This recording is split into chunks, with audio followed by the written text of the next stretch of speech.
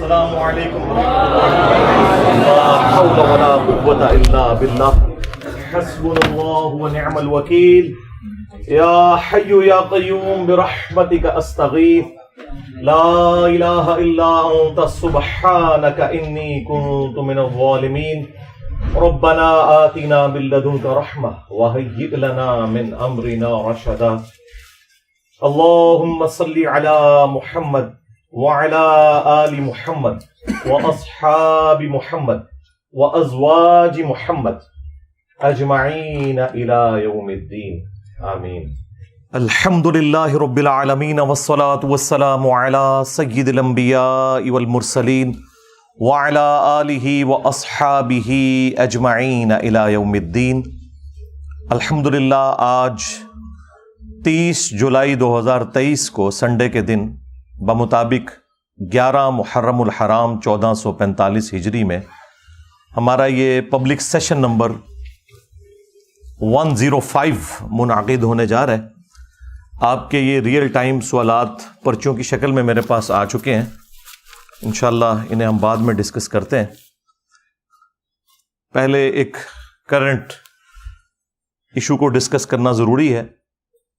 محرم الحرام کے حوالے سے ہماری ویڈیو پچھلی دفعہ ریکارڈ ہو گئی تھی پبلک سیشن نمبر 104 میں، آلموسٹ 4 دن کے اندر 1 ملین سے زیادہ لوگ دیکھ چکے ہیں، لہذا اب اس کو تو دوبارہ سے موضوع بحث بنانے کی ضرورت نہیں ہے. باقی جو محرم سے متعلق جتنی بھی انفارمیشن ہے وہ مختلف اوقات کے اندر ویڈیوز میں ریکارڈ ہو چکی ہے، آپ کے پاس یوٹیوب کے اوپر کلپس کی شکل میں اور تفصیلی لیکچرز کی شکل میں، کوسچن آنسر سیشن کی شکل میں موجود ہے الحمدللہ. آج میں ایک کرنٹ ایشو جو آلموسٹ 8 سے 10 دن پہلے ایک ویڈیو اپلوڈ ہوئی، بریلوی مکتبہ فکر سے تعلق رکھنے والے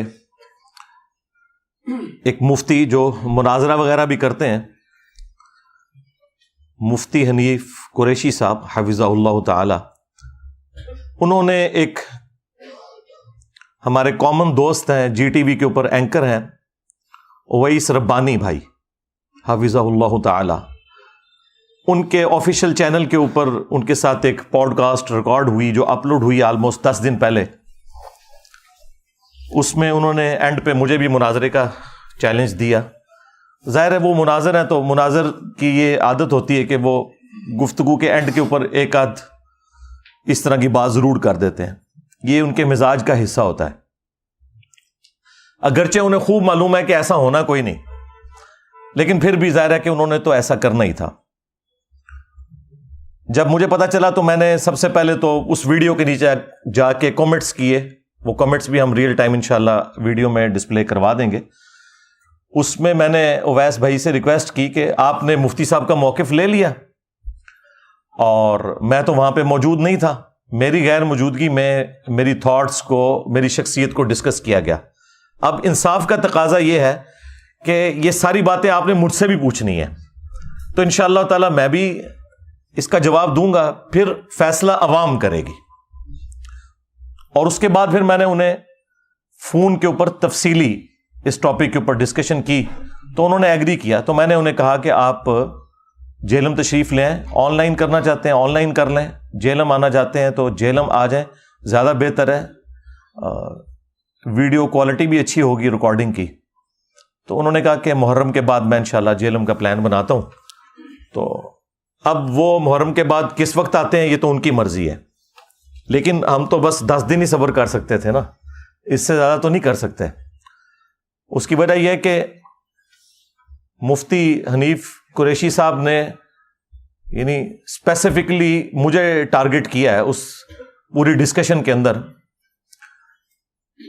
اب بریلوی مکتب کا حال یہ ہے کہ دیوبند اور اہل حدیث کے ساتھ جو ان کے اختلافات تھے وہ انہوں نے بھلا دیے ہیں، ان کو انڈر ڈسکشن ہی نہیں لے کے آتے، ان کی کفریہ عبارات کو ڈسکس بھی نہیں کرتے، اس ڈر سے کہ ہم اتنے محاذوں کے اوپر کیسے جنگ کھولیں، علمی جنگ.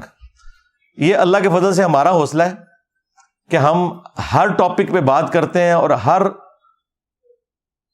کریٹیکل ایشو اس کے اوپر بغیر کسی کی پرواہ کیے ہوئے حق بات لوگوں تک پہنچانے کی کوشش کرتے ہیں الحمدللہ۔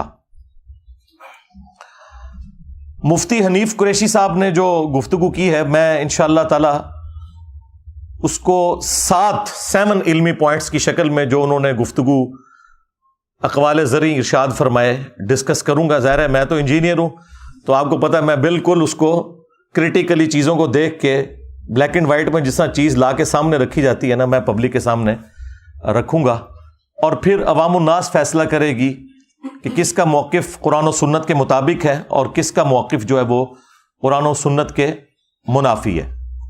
ایک شخص جو ہمیں بڑا سمجھ آتا ہے کیونکہ بڑے دلائل بولتا ہے، لوگوں کو انوائٹ کرتا ہے اور بڑی اچھی انجینئرنگ کر لیتا ہے، وہ کتاب ساری اس کے سامنے رکھی ہوئی ہے، لوگوں کو انہی کی کتابوں سے جواب دیتا ہے۔ انجینئر محمد علی مرزا صاحب جو دعوے وہ کر رہے ہیں اس پہ آپ کا کوئی جواب بنتا تو ہے؟ آپ کا کیا کہنا ہے جو موقف جو رائے وہ دے رہے ہیں آپ کے حوالے سے، اور پھر ایک پروگرام کو کوٹ بھی کر رہے ہیں، اس پہ آپ خاموش رہیں گے؟ جس چیز کو لے کر مرزا صاحب نے ابھی بوال کھڑا کیا ہے وہ یہی ان کی پرانی گھسی پٹی چیزیں ہیں، صوفیاء کرام پہ جو شدیات ہیں۔ تو صوفیاء کرام کا جس طرح داتا علی اجمیری ہیں، حضرت بایزید بستامی ہیں، جناب حضرت معین الدین چشتی اجمیری ہیں، اس قسم کی جو ہستیاں ہیں، تو ان کا اسلام کے لیے کام کرنا، ان کے ہاتھوں پر ہزاروں لوگوں کا اسلام قبول کرنا، یہ تواتر سے یہ چیز ثابت ہے۔ دوسری طرف ہے کہ ان کی کسی منسوخ ان کے نام پہ ایک کتاب ہے اور اس کتاب میں کوئی ایسی ورڈنگ ہے کہ جو قرآن و سنت کے یا تقدیس الہیہ یا شان رسالت کے خلاف ہے۔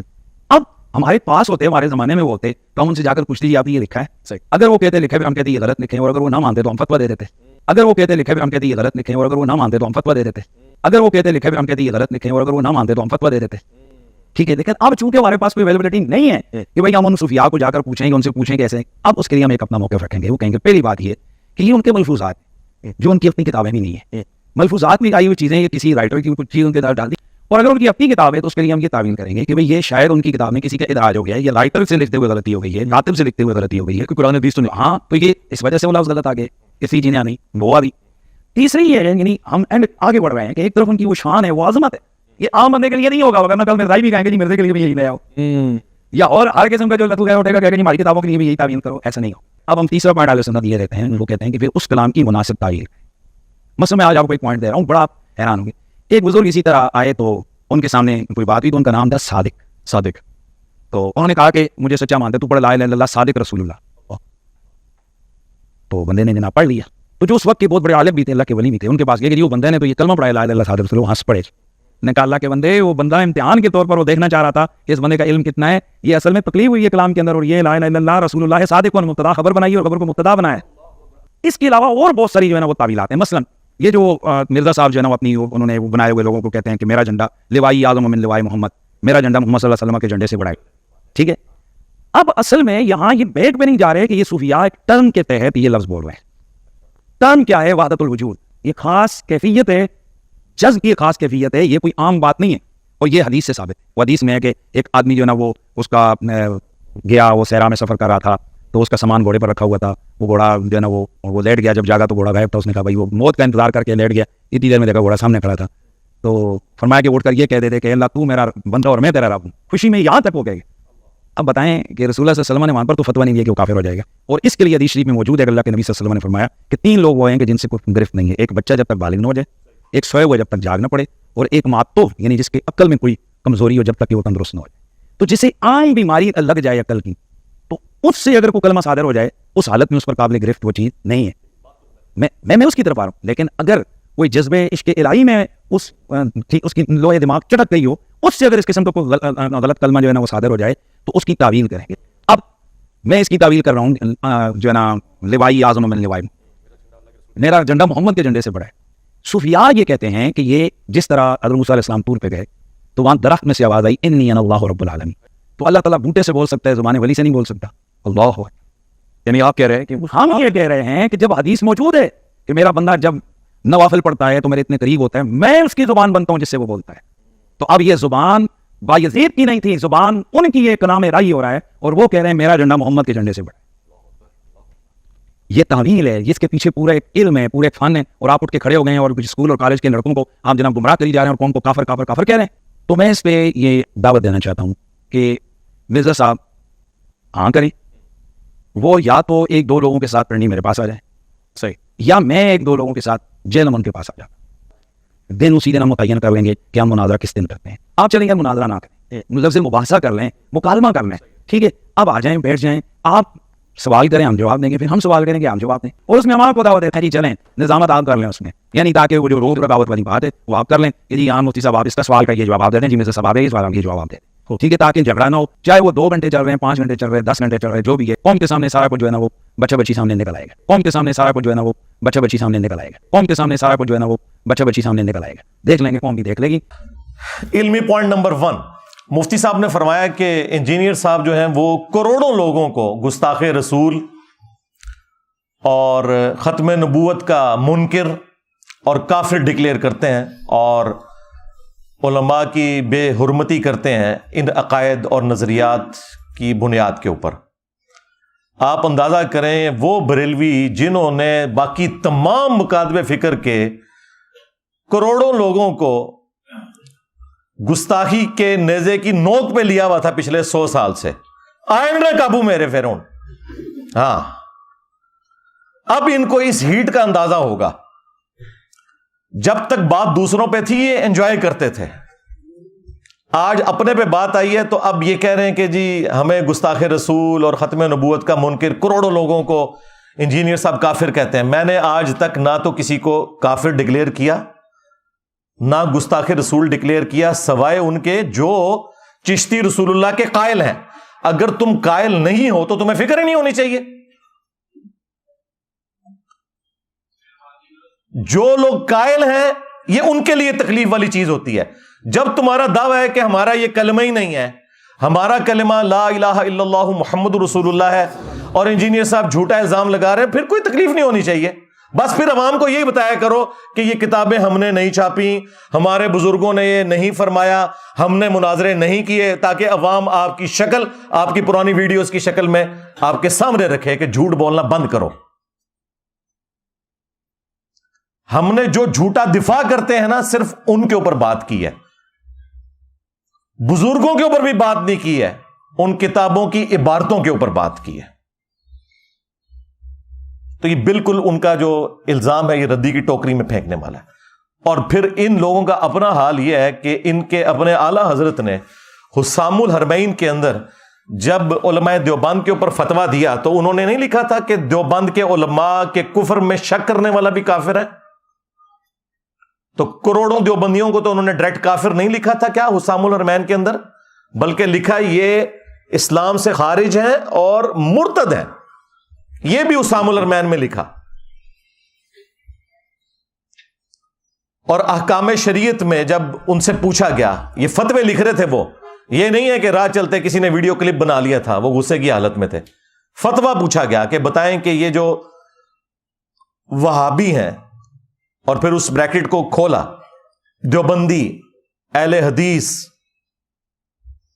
رافضی یعنی اہل تشیع, قادیانی یعنی قادیانی کافروں کو بھی اسی صف میں لا کے کھڑا کیا جہاں باقی فرقے تھے.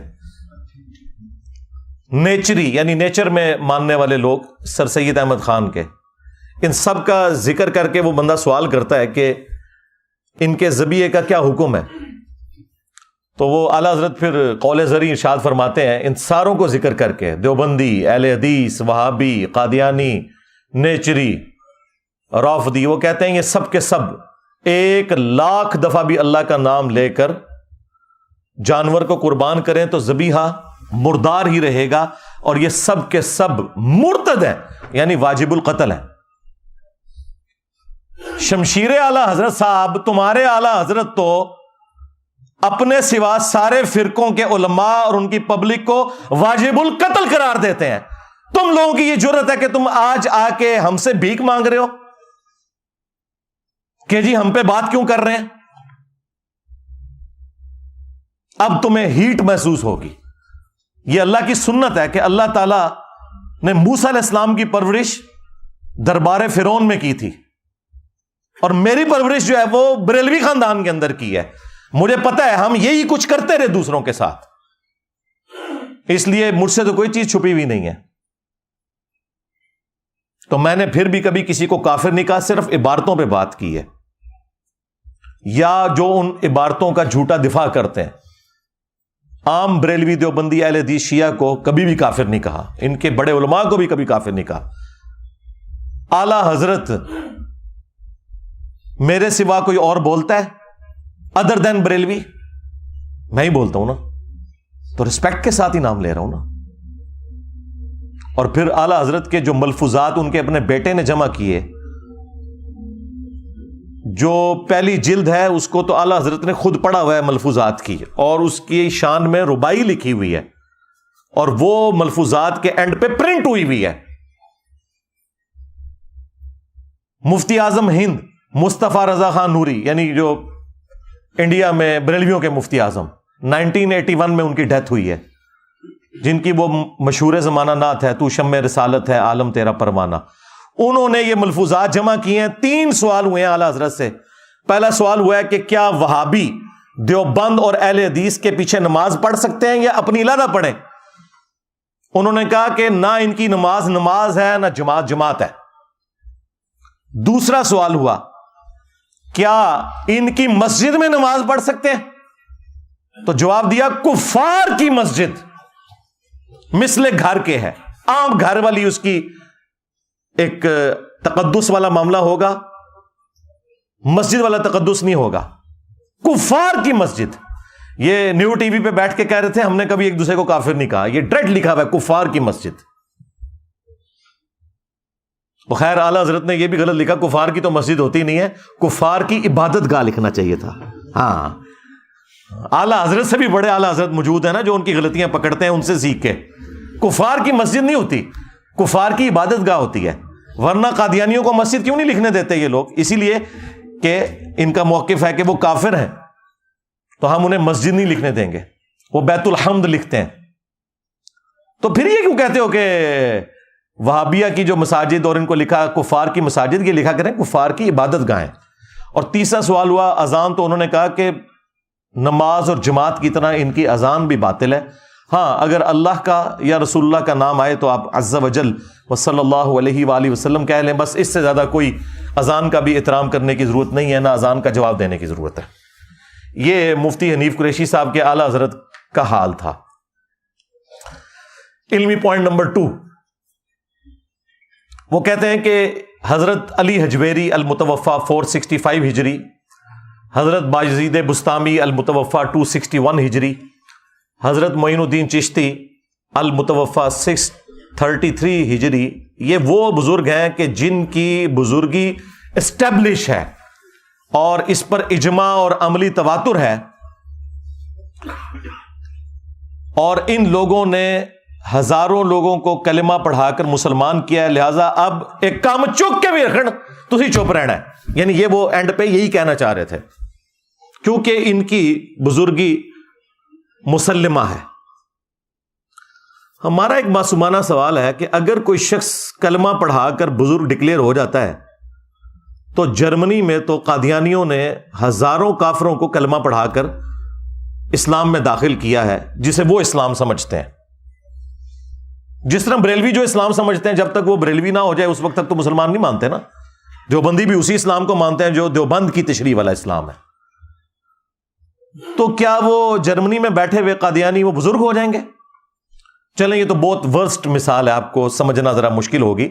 اس سے آسان مثال، ہمارے پڑوسی ملک میں ڈاکٹر ذاکر نائک، وہ قادیانی تو نہیں تھے نا، اہل حدیث مکتب سے اٹھے تھے نا. انہوں نے ہزاروں ہندوؤں کو کیمرے میں کلمہ پڑھا کر مسلمان کیا، اور اس مقدس جرم کی وجہ سے انہیں غریب الوطنی کی زندگی گزارنی پڑ رہی ہے. تو کیا بریلویوں نے ڈاکٹر ذاکر نائک کو ولی اللہ مان لیا؟ اس زمانے کا سلطان الہند مان لیا؟ ہند میں ہی کلمہ پڑھایا نا. یہ مفتی صاحب ان کے لیے پتہ کیا الفاظ استعمال کرتے ہیں؟ ٹی وی میں، مین ٹی وی چینل کے اوپر انہوں نے کہا ڈاکٹر ذاکر نالائک. نام بگاڑتے ہیں یہ. اور ایک اور وہ خبتی قسم کا پاگل مولوی ہے ان کا مفتی، وہ کہتا ہے ذکر نالائک، نعوذ باللہ. میں بابیاں نوں نہیں مندا. جھوٹ ساڈے گل پا چھڈی جن نے ایک نواں ہی باب کھول دیتا. لیکن پترا تیرے حوصلے واسطے میں دس دیواں، تیرے تو وڈا ذاکر نالائک بلکہ ذکر نالائک آیا سی. او نہ رہا پتر، او تو تے شے ہی کوئی نہیں، او تو تے شے ہی کوئی نہیں، جھوٹے. اب ذکر جو ہے نا وہ عربی زبان کے اندر یعنی مرد کی شرمگاہ کے لیے لفظ استعمال ہوتا ہے, اور عام بندوں کو تو نہیں پتا چلتا کہ وہ کیا بکواس کر رہا ہے. تو تم نے سلطان الہند ڈاکٹر ذاکر نائک کو کیوں نہیں مان لیا؟ تو پتہ یہ کیا کہیں گے, جی اس کے عقیدے ٹھیک نہیں. توڑے بابیاں دے بھی عقیدے ٹھیک نہیں, اپنے ناماں دے کلمے پڑھانے والے ہو. میں نبی سا ہے ہی کوئی نہیں, تیرے بابے تے شے ہی کوئی نہیں, لے جاؤ اپنے بابے تو, ہاں دبو انہوں جا کے ہوں. جی عقیدے ٹھیک نہیں ہے. نہیں, آپ تو کہہ رہے تھے کلمہ پڑھایا ہے. او نہیں جی, اللہ بھی فاسق سے بھی کام لے لیتا ہے جی دین کا. جی وہ بخاری مسلم میں حدیث ہے, ایک فاسق سے بھی اللہ تعالیٰ نے دین کا کام لیا تھا, اینڈ پہ اس نے خودکشی کر لی. نبی علیہ السلام نے کہا فاسق سے بھی اللہ تعالیٰ دین کا کام لے لیتا ہے. ہاں آئے ہو نا داڑھ لے. ہاں اب پتا چلا کہ تمہارے بزرگوں کے بارے میں ہم کیا سوچتے ہیں, جو کچھ تم دوسروں کے بزرگوں کے بارے میں سوچتے ہو. جی بزرگوں کا علماء کا احترام نہیں کرتے, تم کرتے ہو دوسروں کا احترام. اپنے بزرگوں کو رحمت اللہ علیہ, دوسروں کے بزرگوں کو مرحوم. ہاں اپنوں کے ساتھ 10 لائنوں کی دمیں لگائی ہوتی ہیں, دوسروں کے اوپر لانتے بھیجتے ہو. 99 قتل تے تسی بھی کیتے ہوئے نا, میں تے ایک کر کے تے سینچری پوری کیتی ہے نا. ہاں بڑا برا وقت آیا ہے جی بریلویاں ہوتے, یقین کرو انہوں نے کدے سوچا بھی نہیں سی.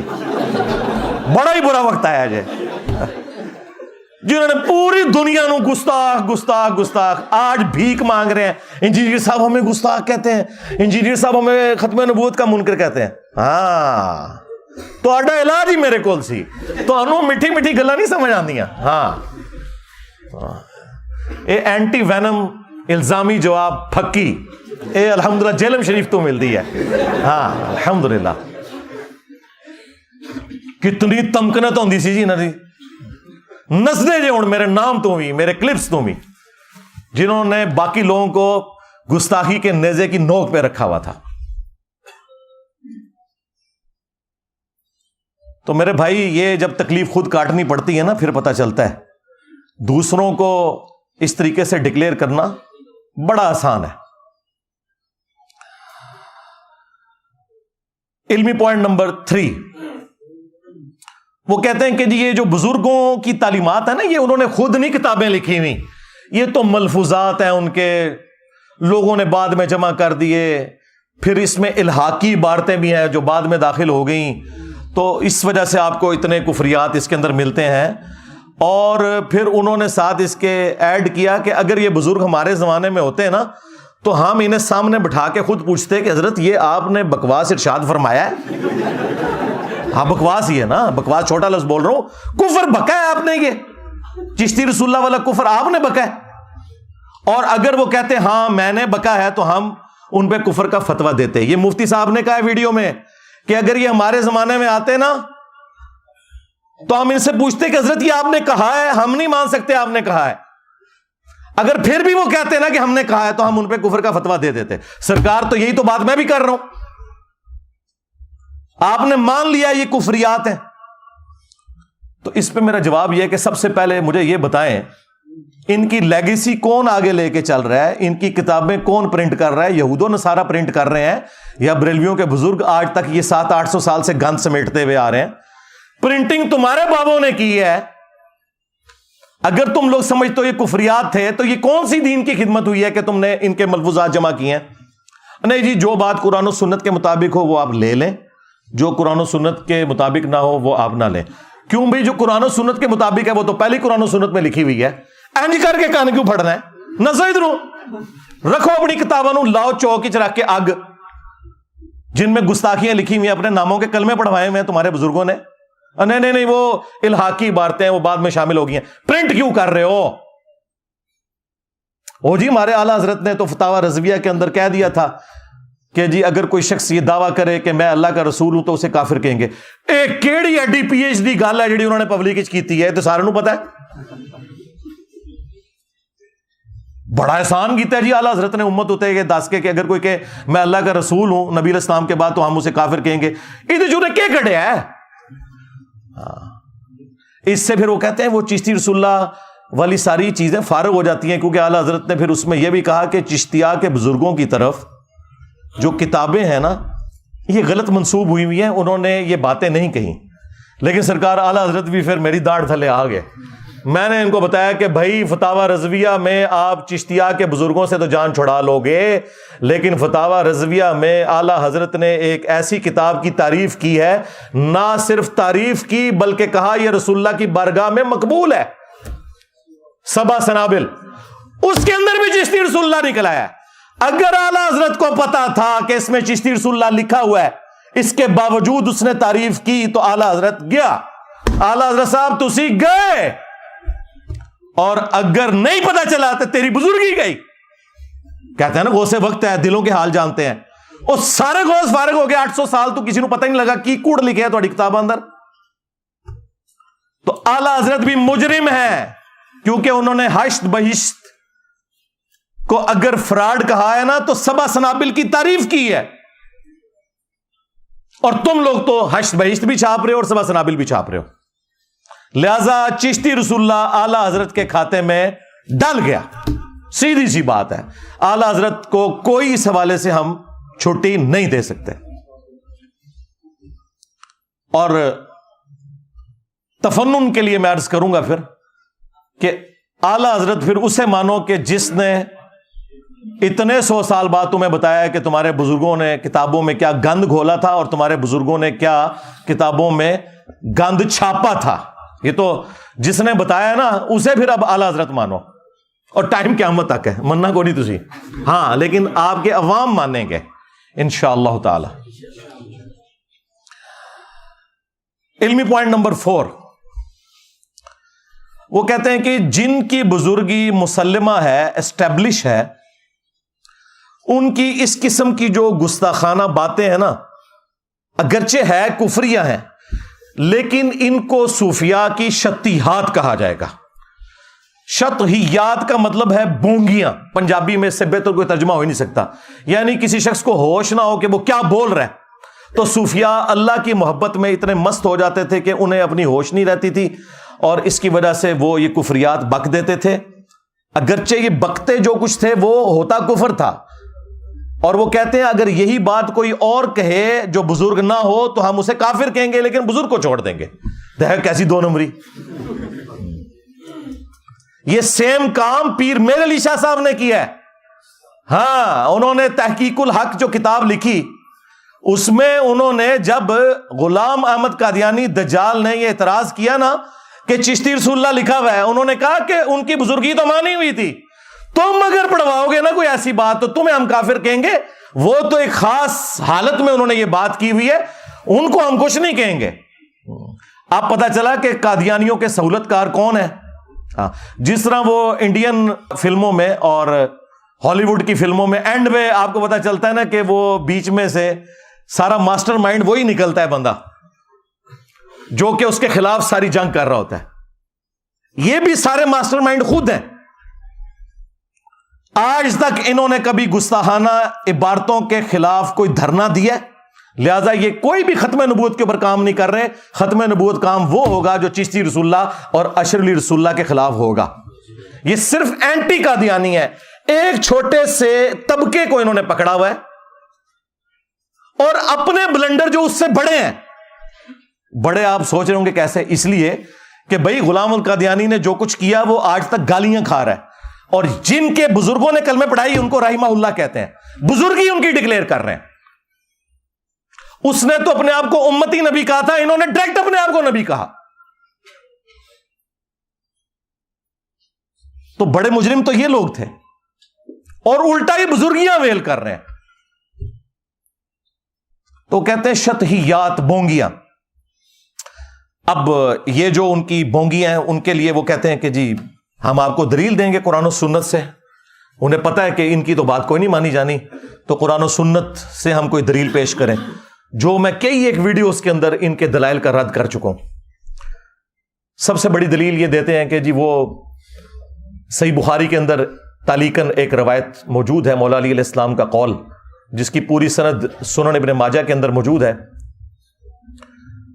کہ نبی صلی اللہ علیہ وآلہ وسلم نے فرمایا 3 لوگوں سے اللہ تعالیٰ نے قلم اٹھا لیا ہے.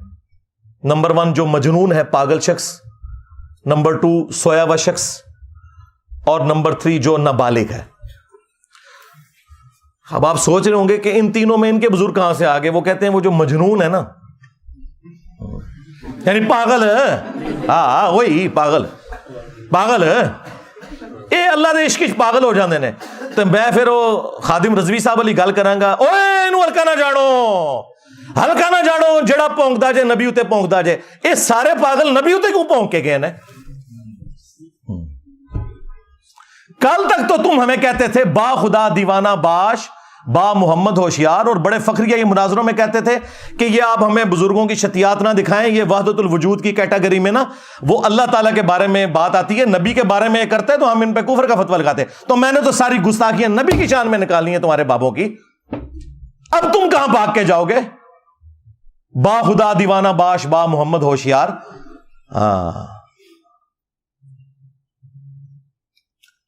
तो ये शतियात में ये वाली हदीस पेश करते थे, मजजूब, कलंदर, मजनून, पागल।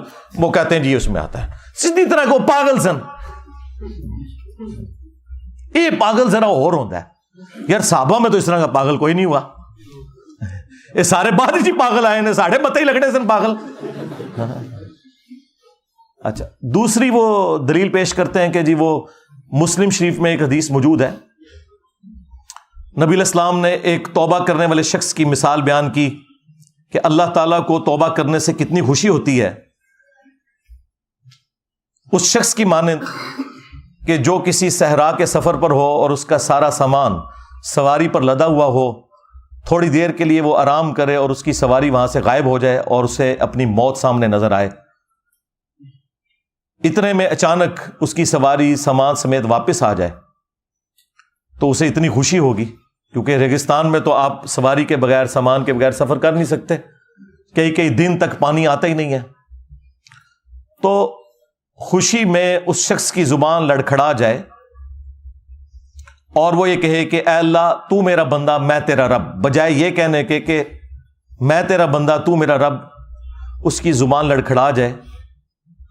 तो इस बात को वो दलील के तौर पर पेश करते हैं कि हमारे बुजुर्गों की जुबान भी लड़खड़ा जाती थी, कहना वो कुछ और चाहते थे, ये निकल जाता था। देखें कितना झूठ बोलते हैं ये अपने बाबों को बचाने के लिए। वो तो पढ़वाते थे, पढ़ बेटा, और यहां पे क्या झूठ बोलते हैं, उसके आखिरी अल्फाज स्किप कर देते हैं। उसमें अल्फाज है मिन शिद्दतिल फरह, खुशी की शिद्दत की वजह से, जुबान लड़खड़ाने की वजह से निकला। उसने ये कहा नहीं है, क्या वो वही रहा था। तो स्लिप ऑफ टंग तो किसी से भी हो सकता है, इससे आप दलील पकड़ेंगे। और फिर वो तो एक मिसाल थी, तुम्हारे बुजुर्ग जब भी बोलते हैं हमेशा ही उनकी जुबान लड़खड़ाती है। चलें, जब बाद में होश आती है फिर तो उन्हें पता चल जाता है ना, बाद में तौबा कर लें। बाद में तौबा को नहीं करते। और तीसरी दलील उस वीडियो में उन्होंने पेश की, उन्होंने कहा कि वो देखें कुरान पाक में है कि मूसा अलैहिस्सलाम की जब पहली मुलाकात हुई अल्लाह ताला से, जैसा कि उसकी शान के लायक है, तो दरख्त की तरफ से आवाज आई थी। वो दरख्त अल्लाह ताला की तजल्लियात का मरकज बन गया था। तो इस तरह हमारे बुजुर्गों की जुबान अल्लाह ताला की तजल्लियात का मरकज बन जाती है। असल में अल्लाह उनके मुंह से बोल रहा होता है, अस्तगफिरुल्लाह। और यार ये अकीदा तो हमारा किसी नबी के बारे में नहीं है। रह गया ये मिसाल देना उस दरख्त की, या कोहे तूर की मिसाल देना कि उस पर अल्लाह ने तजल्ली डाली थी। इस मिसाल का तुम्हारे बाबे से कोई लेना देना है? आप हमें पैगंबरों से कोई बात ला के बताएं कि पैगंबरों के ऊपर कैफियत तारी होती हो और पैगंबर अपने मुंह से बोल रहे हो और वो कह रहे हो कि इस वक्त अल्लाह मेरे मुंह से बोल रहा है। कुफरिया अकीदा है ये। हमारे महबूब अलैहिस्सलाम के लिए भी कुरान में आया, वमा यंतिकु अनिल हवा इन हुआ इल्ला वह्युन यूहा। ये अपनी ख्वाहिश नफ्स से कुछ नहीं कहते, ये वो कहते हैं जो इन्हें वही होता है। हम तो रसूलुल्लाह के लिए भी ये नहीं मानते कि उनके मुंह से अल्लाह बोलता था, वही होती थी। किस बात को कहां जोड़ते हैं जाके। और चौथी दलील ये देते हैं कि जी वो बुखारी में हदीस है, हाथ बन जाता हूं, पांव बन जाता हूं। अच्छा, बस इतनी हदीस है, ये पूरी हदीस। यही हदीस दलील बनाई है कश्फुल माजूब में भी, अली हजवेरी साहब ने भी, اس حدیث کے اوپر میں تفصیلی بول چکا ہوں, میری آپ یوٹیوب پہ ایک ویڈیو ضرور دیکھیں, توحید سے متعلق 10 دھوکے جو ان کے بزرگ دیتے تھے, ان میں نے اسے بھی ڈسکس کیا. یہ تو اللہ تعالیٰ نے کہا ہے کہ جب کوئی شخص فرائض پر پابندی اختیار کرتا ہے اور نوافل کے ذریعے ہمارا قرب حاصل کرتا ہے, تو میں اس کے ہاتھ بن جاتا ہوں جس سے وہ پکڑتا ہے, میں اس کے پاؤں بن جاتا ہوں جس سے وہ چلتا ہے, میں اس کی آنکھ بن جاتا ہوں جس سے وہ دیکھتا ہے. تو کیا مطلب بھائی, کہنا کیا چاہ رہے ہو تم؟ یہ کہنا چاہ رہے ہو کہ اللہ اس کے پاؤں بن جاتا ہے, خود فزیکلی حلول کر جاتا ہے اس کے اندر؟ نہیں, یہ مطلب نہیں ہے. اس کے پاؤں نہ اور ہاتھ اللہ کا مظہر بن جاتے ہیں, بس پھر وہ ایک چھلانگ میں فلاں جگہ پہنچ جاتا ہے اور فلاں جگہ پہنچ جاتا ہے اور فلاں جگہ. بھائی اس حدیث کے اینڈ پہ آپ پڑھیں کہ جب وہ اپنے دشمن کے اگینسٹ مجھ سے پناہ طلب کرتا ہے تو میں اس کی دعا قبول کرتا ہوں. ہاں, اگر وہ بن چکا ہے تو خود کیوں نہیں دشمن کی ایسے گیچی مروڑ دیتا؟ دعا کیوں مانگتا ہے؟ وہ تو مظہر بن چکا ہے نا. اس کا معنی بالکل یہ نہیں ہے. اس کا مطلب یہ ہے کہ کوئی شخص اللہ کے ساتھ کمیٹڈ ہو, پھر اللہ تعالیٰ اسے نیکیوں کے اوپر استقامت دے دیتا ہے. ہاتھ بن جاتا ہوں, پاؤں بن جاتا ہوں, آنکھیں بن جاتا ہوں. اس سے مراد یہ ہے کہ پہلے تو وہ اپنی کوشش کرتا ہے نا, اس کے بعد میں اسے استقامت دیتا ہوں کہ پھر پوری زندگی اس کی آنکھیں, پاؤں, ہاتھ, کان گناہ کی طرف نہیں بڑھتے بلکہ میری طرف ہی آتے ہیں. یہ میں اسے انعام دیتا ہوں. یہ کہتا ہے پھر انعام کیا ہوا؟ انعام یہ ہے کہ پہلے اس نے کوشش کی, استقامت ہی تو انعام ہے. پوری زندگی نیک عمال کرنے والے لوگ بھی اینڈ پہ جا کے اپنا بیڑا غرق کروا بیٹھتے ہیں. استقامت سے بڑی کوئی نعمت نہیں ہے. تو یہ اللہ تعالیٰ کی طرف سے اسے انعام ملتا ہے. لیس کمثلہ شیء وہو السمیع البصیر. اللہ کی مثل کوئی شے نہیں ہے, وہی سننے والا دیکھنے والا ہے. اللہ کے لیے آپ مثال ہی نہیں بیان کر سکتے کہ جی میں پاؤں بن جاتا ہوں, اس سے مراد یہ ہے کہ اللہ اس کے پاؤں بن جاتا ہے. نہیں, یہ لٹریچر کی زبان میں بات ہو رہی ہے. ہمارے نبی علیہ السلام کے لیے ہے نا, قل ان صلاتی و نسکی و محیای و مماتی للہ رب العالمین. اے نبی تم فرماؤ اپنی امت سے کہ بے شک میری نماز, میری قربانی, میرا جینا, میرا مرنا سب کچھ اللہ کے لیے. اچھا دیکھیں, ساری عزتیں انہوں نے اللہ کے نام کے اوپر, رسول کے نام کے اوپر ویل کی ہوئی ہیں, لیکن اس کے اگینسٹ عبادت ان بزرگوں کی کروا رہے ہوتے ہیں. بڑے پہنچے نے اللہ نو کدھر ذکر بھی نہیں کرتے بچے. جب ٹیکنیکل ڈسکشن ہوتی ہے تو پھر اللہ کو بیچ میں ڈالتے ہیں. میں اسی پہ پھر عرض کرتا ہوں نا کہ عزتیں اویل کی تم نے اللہ اور اس کے رسول کے نام کے اوپر, عز و جل و صلی اللہ علیہ وآلہ وسلم. چندے بٹورے تم نے قرآن و سنت کے نام کے اوپر, سواریاں سوار کی تم نے مکے اور مدینے کے نام کے اوپر, اور پھینکی جا کے بغداد شریف, اجمیر شریف, دیوبند شریف, بریلی شریف میں. غداری کی ہے تم نے اللہ کے ساتھ اور اس کے رسول کے ساتھ, عز و جل و صلی اللہ علیہ وآلہ وسلم. پھر دیکھ لو اس غداری کا انجام کیا ہوا ہے. کتنی بڑی بلا اللہ نے تمہارے اوپر چھوڑ دی ہے. ہاں, میرے نبی عیسیٰ ہے ہی کوئی نہیں, تیرے بابے تھے شے ہی کوئی نہیں. ہاں, کہتے ہیں تاریخی اتنا بڑا فتنہ کوئی نہیں آیا. ہاں بالکل ٹھیک ہے, عربی والا فتنہ. واقعی ان کو تو آج تک کسی نے چیلنج ہی نہیں کیا تھا. یہ بیٹھے ہوتے تھے حکومتوں میں, کوئی بات کرتا تھا اس کو خاندان سمیت غائب کروا دیتے تھے. یہ تو آج یہ ماڈرن ڈیموکریسی, ماڈرن جو ویلیوز اس وقت اور سوشل میڈیا اور فریڈم آف ایکسپریشن کی برکات ہے. ادروائز یہ لوگ تو ابھی تک تو یہ حکومت کرتے آ رہے تھے, لیکن ہر عروج کو زوال ہے. یہ تو ہونا تھا ایک دن. وہ اللہ تعالیٰ کی سنت ہے, جس سے مرضی کروا لے. پیچھے تو اللہ ہوتا ہے نا, انسان تو کچھ بھی نہیں کر سکتا. تو اس قسم کے یہ لیم ایکسکیوزز پیش کر کے دفاع کیا کرتے تھے اپنے بابوں کا. علمی پوائنٹ نمبر 5, یہ انتہائی خطرناک اور شرمناک قسم کی اپروچ مفتی صاحب کی. یہ ساری باتیں کرنے کے بعد نا کہ جی یہ ان کی طرف غلط منسوب ہے, وہ ایسا کر نہیں سکتے, اگر ہمارے سامنے کرتے ہم فتویٰ دے دیتے, یہ کتابیں بدل گئی ہیں. اینڈ پہ جا کے نا جنہوں کے اندر پنجابی گھوں کھا لیا, ہاں غلاظت کھا لی, اور ان باتوں کا دفاع کرنا شروع کر دیا. چشتی رسول اللہ کا بھی دفاع کیا, اور لوائی اعظم من لوائی محمد, میرا جھنڈا محمد کے جھنڈے سے بھی بڑا ہوگا, اس کا بھی دفاع کر دیا. اللہ کے بندو, جب یہ کہہ رہے تھے کہ یہ بکواسیات ہیں تو دفاع کس بات کا کر رہے ہو؟ یہ اللہ تعالیٰ نے تمہیں ننگا کرنا تھا. اینڈ پہ جا کے دفاع کیا, اور پھر بڑے مزے لے کے نا آسس کے واقعہ سنا رہے. یہ جی پیر صاحب تھے, ان کا نام تھا صادق, تو انہوں نے اپنے ایک مرید سے پڑھوایا لا الہ الا اللہ صادق رسول اللہ، نعوذ باللہ، اے نواں بھی مارکیٹ آ گیا جی. ہاں. پھر دوسرے کسی بزرگ تک بات پہنچی تو انہوں نے کہا نہیں، کوئی پریشانی والی بات نہیں ہے، وہ صادق اپنے آپ کو مراد نہیں لے رہے تھے، وہ صادق نبی علیہ السلام کو مراد لے رہے تھے، کیونکہ نبی علیہ السلام بھی تو صادق اور امین ہے. دیکھو کڈی کہانی کراندے جے. پر چشتی دی چے تے عربی چ کوئی نہیں جے ہوندی. ہاں. اچھا، یہ تعویل پرانے بزرگ بھی کرتے تھے کہ وہ جب کلمہ پڑھا رہے ہوتے تھے نا تو بیچ میں نیت نبی علیہ السلام کی کرتے تھے. ہاں.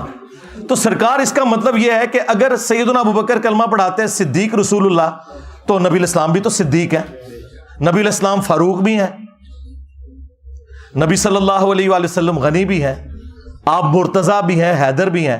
تو کیا خلفائے راشدین اپنے ناموں کے کلمے پڑھا کے تو یہ کنایا کیا کرتے تھے؟ تو یہ جو میں نے دعویٰ کیا تھا نا کہ ان کا اور ان کے بزرگوں کا اس دین کے ساتھ کوئی لینا دینا نہیں ہے جو اس شخصیت میں نازل ہوا ہے جس کی قبر مدینے میں ہے صلی اللہ علیہ وآلہ وسلم. تو میں یہ کہنے میں حق و جانب ہوں کہ مرنے سے پہلے اے مسلمان کر لے اس پہ غور. کتابوں کا خدا اور ہے، بابوں کا خدا اور، کتابوں کا پیمبر اور ہے، بابوں کا پیمبر اور. یہ لوگ میرے پہ اعتراض کرتے تھے نہیں جی خدا تو ساروں کا ایک ہے، انجینئر صاحب نے 2 خدا بنا دیے. یہ بھائی محاورے میں بات ہو رہی ہے، خدا تو واقعی سب کا ایک ہے. آپ بھگوان کہہ لیں، خدا کہہ لیں، اللہ کہہ لیں، گاڈ کہہ لیں، سپریم بینگ کہہ لیں، سپر نیچرل ایجنسی کہہ لیں، لیکن ان کوالٹیز کے ساتھ ماننا ہے جو نبی صلی اللہ علیہ وآلہ وسلم نے تعلیم فرمائی ہیں، ورنہ پھر آپ اس اللہ رسول کو نہیں مان رہے. ہاں، آپ اپنے بزرگوں کی تعلیمات لے کر چل رہے ہو.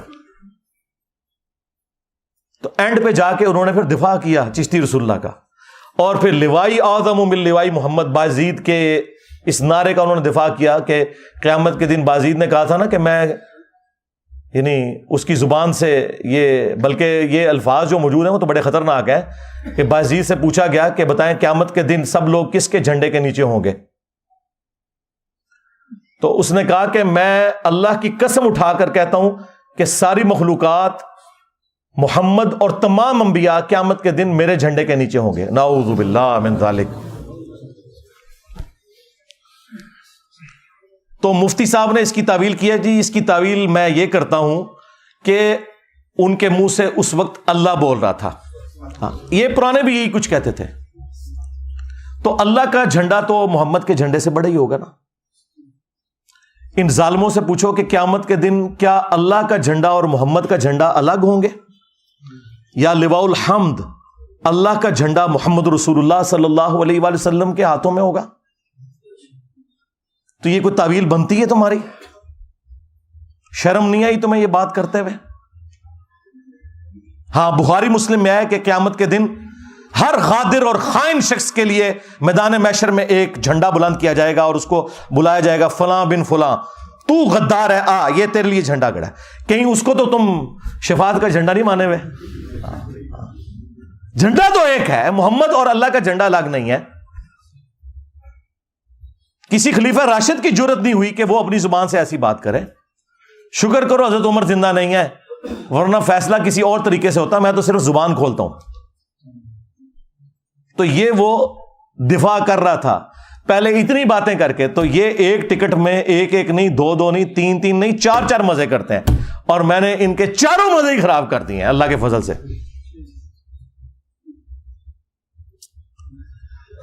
علمی پوائنٹ نمبر 6، سیکنڈ لاسٹ،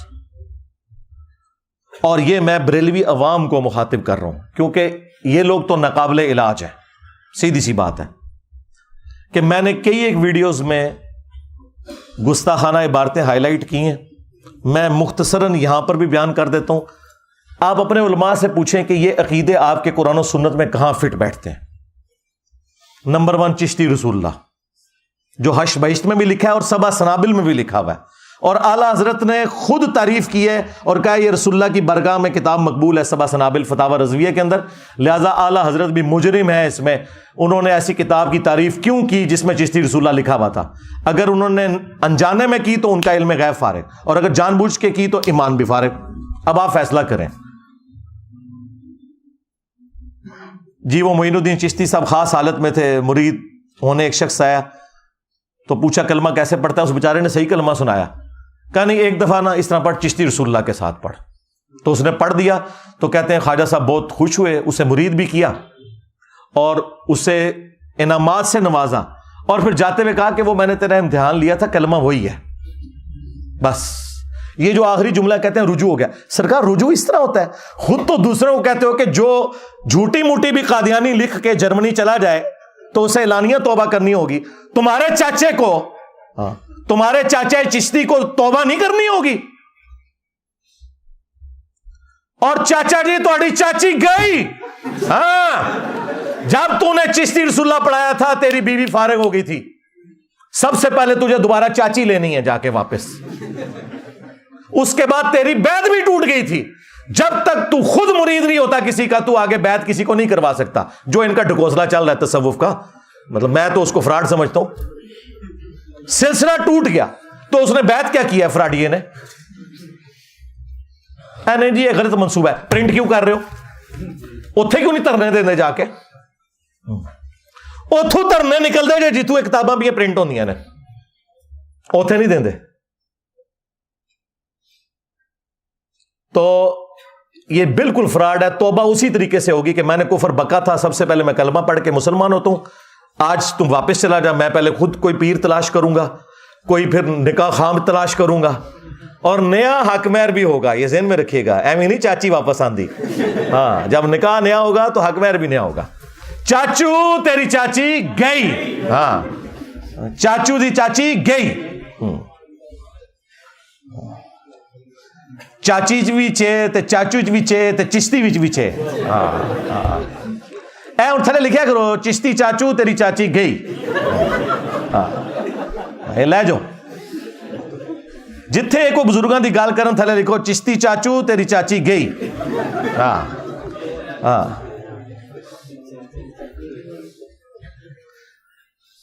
تو یہ اس طریقے سے جھوٹے جھوٹے دفاع کرتے ہیں. اللہ کے بندو, اس طریقے سے اگر معاملہ, اگر کلمہ ہی نہیں ہے تو پیچھے اسلام کیا رہ گیا؟ اور دوسرا ریفرنس ہے اشرف علی تھانوی رسول اللہ. آپ سوچ رہے ہوں کہ اس کا ذکر کیوں کر رہے ہیں بریلویوں کے ساتھ؟ اس لیے کہ بریلویوں کو یہی بات سمجھ آئے گی, کیونکہ اشرف علی تھانوی رسول اللہ کو وہ کفر کہتے ہیں آلریڈی. اب ویسے خاموشی اختیار کر لی ہے. ایک مولوی نے تقریر ریکارڈ کی, کہتا رہا اشرف علی رسول اللہ کا سوال تو یہ علماء دیوبند خود جواب دیں گے, میں صرف چشتی رسول اللہ کا جواب دوں گا. ہائے ہائے کس طرح پرا بنے نے. یعنی ایک جملہ بولنے کے لیے تیار نہیں ہے, کہہ رہے ہیں وہ دفاع کریں گے. ایک جملہ بول دو نا کہ ہم 100 سال سے کفر کہہ رہے تھے, اب انجینئر کی وجہ سے اب ہم صرف انجینئر پہ بھونکیں گے, ان کو ہم کچھ نہیں کہیں گے, ہم اتنے ماز نہیں کھول سکتے. وہ انجینئر کا حوصلہ ہے. ہاں تو یہ دوسرا ریفرنس بھی بریلویوں کے کھاتے میں ہے, کیونکہ اب یہ خاموش ہو رہے ہیں, اور جب اس کو کفر کہیں گے تو ہم لا کے چشتی رسول اللہ سامنے رکھ دیں گے. آپ کہیں گے ہاں جی فتویٰ تو آپ پہلے ہی دے چکے ہو, لو تمہارے بابا جی اور چاچو جی اور چاچی جی فارغ. تیسرا ریفرنس میں نے کشف المحجوب سے دیا تھا, صحب اور سکر والے چیپٹر میں. انہوں نے باجزید بستامی کا سکر بچانے کے لیے اور جنید بغدادی کا صحب بچانے کے لیے انبیاء کرام کو تختہ مشق بنایا, اور انہوں نے کہا کہ جس طرح حضرت داؤد علیہ السلام کی بھی نظر پڑ گئی تھی نا اپنے ایک صحابی کی بیوی پر, اور انہیں پسند آئی اور جنگ میں آگے مروا دیا اور خود شادی کر لی, تو وہ حالت صحف میں تھے. یہ صحف سواد والا ہے, یعنی ہوش میں تھے. وہ ایک سین کے ساتھ صاحب ہوتا ہے, وہ بھول ہوتا ہے, تو اسی لیے انہیں بعد میں توبہ بھی کرنی پڑی. یہ جھوٹا واقعہ جو تورات میں لکھا تھا, اس سے انہوں نے جنید بغدادی کا صحف ثابت کیا کہ اگر کوئی بزرگ کام ڈال دے نا ہوش میں بھی, تو آپ نے کوئی فکر نہیں کرنی, وہ حالت صحف میں ہوتے ہیں.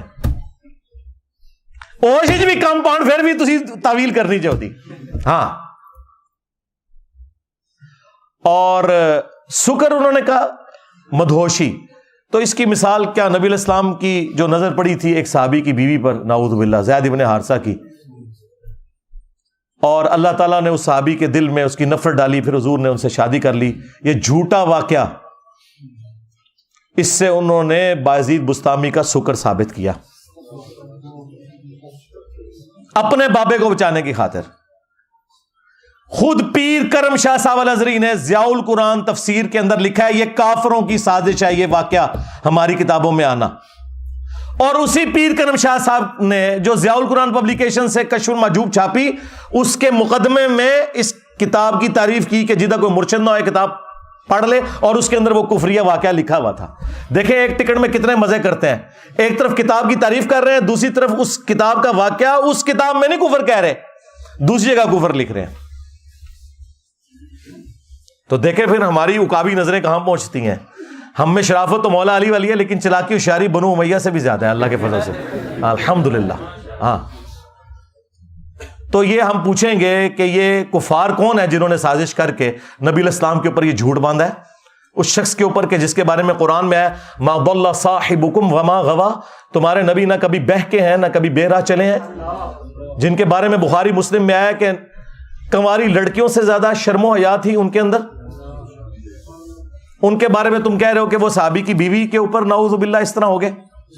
اور ایک چھوٹو مولوی انہوں نے لانچ کیا, وہ چھوٹو ایسا میرے قابو آیا ہے, یہ چھوٹو آج کہہ رہا ہے یہ چشتی رسول اللہ تو بالکل کفر ہے, یہ تو بعد میں کسی نے ڈالا ہے. اور یہ چھوٹو اس مناظرے میں نہ صرف بیٹھا ہوا تھا جس میں انہوں نے چشتی رسول اللہ کا دفاع کیا, بلکہ یہ پیچھے سے سبحان اللہ بھی کہہ رہا تھی. ہاں خواجہ نے کیا فرمایا, سنو کہ میں کون ہوں اور کیا ہوں, محمد الرسول اللہ صلی اللہ علیہ وسلم کے دربار کے کمینے غلاموں میں سے ایک ہوں, کمینے غلاموں میں سے ایک ہوں, کمینے غلاموں میں سے ایک ہوں. انہوں پتہ ہی نہیں سی کہ اے سبحان اللہ ایک دن انا للہ ہو جائے گا. ہاں اور تو قیامت تک مار دیتا ہے, بول دے ہی نہیں. 10 تنو کس نے توبہ کرائی, تو دفاع کر رہا تھا, سبحان اللہ پڑھ رہا تھا. تو اس چھوٹو نے نا اس کفریہ واقعے کو حلال کرنے کے لیے کہتا ہے مسلم شریف میں بھی اس طرح کی حدیث موجود ہے, تو انجینئر صاحب اس پہ کیوں نہیں فتویٰ لگاتے. اندازہ کریں مسلم شریف میں کچھ اور بات لکھی تھی, انہوں نے اپنا بابا بچانے کی خاطر مسلم شریف کی حدیث کو تختہ مشق بنایا. وہ آپ حدیث خود پڑھیں, اس میں کوئی ایسی بات نہیں لکھی ہوئی. صحیح مسلم میں حدیث موجود ہے کہ نبی صلی اللہ علیہ وآلہ وسلم نے فرمایا کہ اللہ تعالیٰ نے مجھے اچانک جو نگاہ پڑ جاتی ہے نا کسی نامحرم پر, حکم دیا کہ میں فوراً ہٹا لوں. اور ایک اور حدیث ہے صحیح مسلم کے اندر جو اس نے پیش کی کہ نبی علیہ السلام ایک جگہ بیٹھے تھے, سامنے سے کچھ عورتیں گزری, آپ کی اچانک نظر پڑی تو آپ نے ہٹا لی اور آپ اپنے گھر گئے, اپنی بیوی کے ساتھ ازدواجی تعلق قائم کیا اور پھر باہر تشریف لائے. اور آپ نے فرمایا کہ اگر اس طریقے سے کسی کی نظر نامحرم پر پڑ جائے غلطی سے تو فوراً ہٹا لے اور وہ اپنی بیوی کے پاس جائے, کیونکہ اللہ تعالیٰ نے اس کے پاس بھی وہی چیز رکھی ہے. یہ طریقہ تمہیں دل صاف رکھنے کے لیے, پاک رکھنے کے لیے ایک کارگر طریقہ نبی صلی اللہ علیہ وآلہ وسلم نے تعلیم فرمایا. اس سے وہ کہہ رہے ہیں کہ جی وہ جو واقعہ لکھا ہوا ہے نا زید ابن حارثہ کی بیوی والا, اس میں تو لکھا ہے کہ وہ ناپسند ہوئی, نبی علیہ السلام نے اس عورت سے شادی کر لی. یہ واقعہ اگر مسلم میں یوں ہوتا نا کہ جس عورت پہ حضور کی نظر پڑی تھی وہ جیسے ہی اپنے گھر پہنچی, اس کے خامند کے دل میں اللہ نے اس کی نفرت ڈال دی, پھر اس نے طلاق دے دی, پھر نبی علیہ السلام نے اس کو بلوا کے خود اس سے شادی کر لی. یہ بکواس لکھا ہوا تمہارے بابے نے, مسلم شریف میں یہ نہیں لکھا ہوا. دھوکہ دینا بند کرو. یہ 3 ریفرنس ہو گئے جی. چوتھا ریفرنس وہ تذکرۃ الاولیاء میں جو بایزید نے کہا کہ لوائی اعظم من لوائی محمد, قیامت کے دن محمد کے جھنڈے سے بڑا میرا جھنڈا ہوگا, اور میں قسم اٹھا کے کہتا ہوں کہ محمد اور تمام انبیاء اور تمام انسانیت میرے جھنڈے کے نیچے ہوگی. اور تنو کھنگڑ نہیں دینا کسی نے. ہاں اور حنیف قریشی صاحب کہہ رہے ہیں نہیں وہ اللہ بول رہا تھا, اللہ کا جھنڈا تو محمد کے جھنڈے سے بڑا ہوگا. بھائی اللہ کا جھنڈا تو آلریڈی محمد صلی اللہ علیہ وآلہ وسلم کے ہاتھوں میں ہے, تمہارے بابے کے ہاتھ میں کون سا جھنڈا ہے؟ کہیں وہ جھنڈا تو نہیں جو بخاری مسلم میں آیا کہ ہر غادر اور خائن شخص کے لیے, دھوکہ باز کے لیے میدان محشر میں ایک جھنڈا گاڑا جائے گا اور اسے آواز دی جائے گی فلاں بن فلاں آ جا, ایتھے کھلو, پتہ لگے کہ تو دھوکے باز ہے. یہ تمہارے بابوں کے ساتھ ہونا ہے. یہ جھنڈے ہیں جن کو تم نے لواء الحمد مانا ہوا ہے. تمہارا بایزید یہ کہتا رہا, اب تو یہ دفاع کرتے ہیں نا تو پھر ہم انہیں کہہ سکتے ہیں نا. اور دیکھو تمہارا بازید یزید دا ابا، ہاں یہ بھی 261 ہجری میں مرا ہے، اور ہمارے امام مسلم بھی 261 ہجری میں دنیا سے تشریف لے گئے، ایک ہی سن میں دونوں فوت ہوئے ہیں۔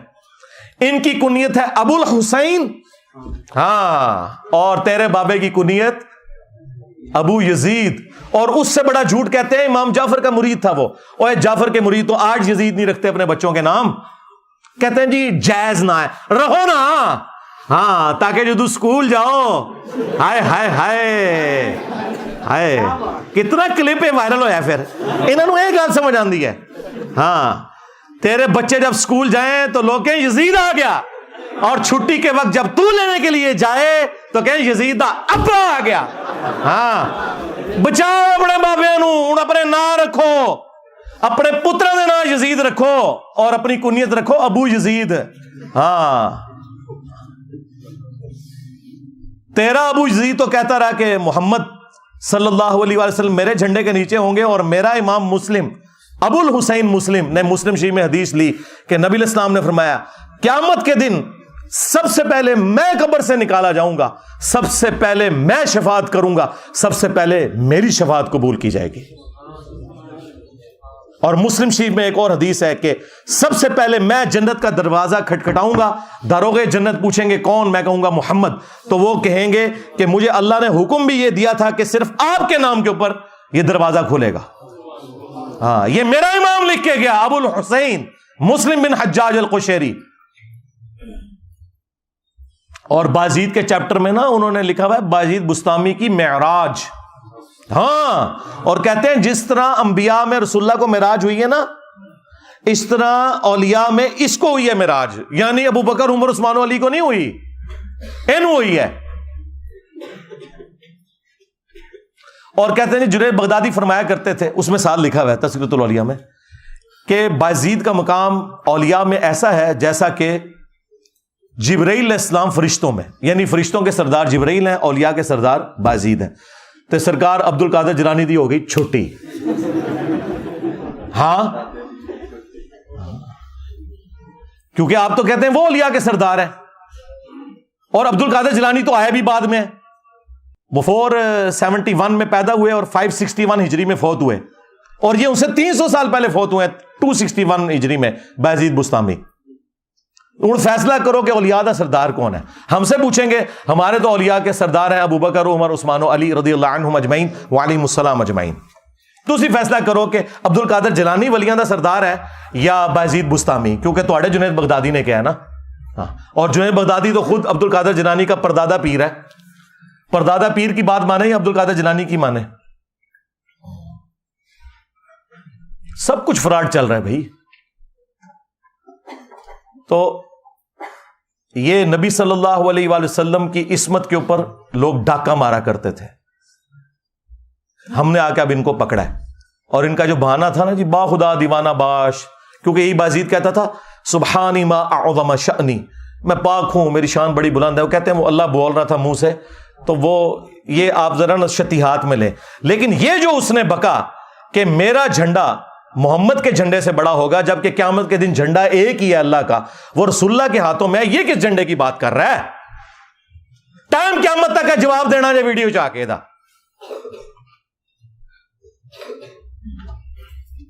اور 5واں ریفرنس وہ کشف المحجوب میں بھی لکھا ہے، تذکرۃ الاولیاء میں بھی لکھا ہوا ہے۔ کہتے ہیں جی امام حنیفہ رحمۃ اللہ علیہ نے ایک دفعہ خواب دیکھی کہ وہ نبی علیہ السلام کی قبر مبارک کھود کے اس کے اندر اترے اور وہاں ان کی ہڈیاں جمع کی، نعوذ باللہ، اندازہ کرو۔ اور انہوں نے ترجمہ کیتا ہے استخوان مبارک، یعنی وہ ڈھانچے کو اتنی شستہ اردو میں لکھ دیا استخوان مبارک، ایک ہڈی کو دوسرے سے الگ کر رہے ہیں، گھبرا کے اٹھے، ظاہر خواب ہی بڑا شیطانی خواب تھا، اور اپنے دوست ابن سیرین کے پاس گئے۔ یہ یعنی امام حنیفہ پہ جھوٹ باندھا ہے، یہ انہوں نے ان کو اونچا کرنے کے لیے ان کی طرف منسوب کیا، ان کو ہم کچھ نہیں کہتے۔ تو انہوں نے کہا اس میں تسلی تھی کہ آپ نبی علیہ السلام کی سنتوں کو جمع کریں گے۔ یہ گستاخانہ خواب کیا اللہ تعالیٰ دکھا سکتا ہے کسی امتی کو؟ یہ گستاخی ہے. اس کی وجہ ہے کہ کسی امتی کا یہ عقیدہ نہیں کہ نبی الاسلام کی قبر مبارک میں ہڈی ہیں.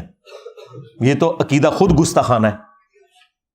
اللہ نے اگر خواب دکھانا تھا تو دکھاتا کہ امام حنیفہ نبی الاسلام کے برتن جمع کر رہے ہیں, آپ کا آسا مبارک جمع کر رہے ہیں, آپ کے کپڑے مبارک جمع کر رہے ہیں, قبر میں اتر کے ہڈیاں جمع کر رہے ہیں, اور الفاظ ہیں ایک کو دوسرے سے چن چن کے علیحدہ کر رہے ہیں. اچھا جڑی وہ کیتیاں سن وہ کتنے نے لیاؤ کیڑی کتاب جو امام حنیفہ دی جہدے انہوں نے حدیثاں جمع کیتیاں نے, اے بھی کوڑ ہے تہاڈا. جنہوں نے حدیثیں جمع کی تھی ان کی تو کتابیں یہاں رکھی ہوئی ہیں, امام حنیفہ کی کتاب کدھر ہے, لے کے آؤ. جھوٹ. انبیاء کے جسم سلامت ہونا اس کی جڑ قرآن میں ہے. سورہ سبا کے اندر موجود ہے کہ حضرت سلیمان علیہ السلام لاٹھی کے سہارے یوں بیٹھ گئے اور ان کی روح پرواز کر گئی, اور کتنا عرصہ تک یوں ہی رہے, اور جنات کو پتہ نہیں چلا. وہ تو جب لاٹھی کو دیمک چاٹ گئی تو وہ جسم نیچے آیا تو پھر انہیں پتہ چلا. اور اللہ تعالیٰ نے کہا کہ اگر علم غیب ہوتا جنوں کے پاس تو یہ تکلیف نہ کاٹتے. تو لاٹھی کتنی دیر میں چاٹی ہوگی دیمک نے, ہفتوں مہینوں چاہیے, جسم پہ کوئی کیڑا نہیں آیا. اور قبر مبارک کے اندر ابو داؤد میں حدیث موجود ہے, ان اللہ حرم علی الارض ان تاکل اجساد الانبیاء, بے شک اللہ تعالیٰ نے حرام کر دیا انبیاء کے حق میں کہ مٹی ان کے جسموں کو کھائے.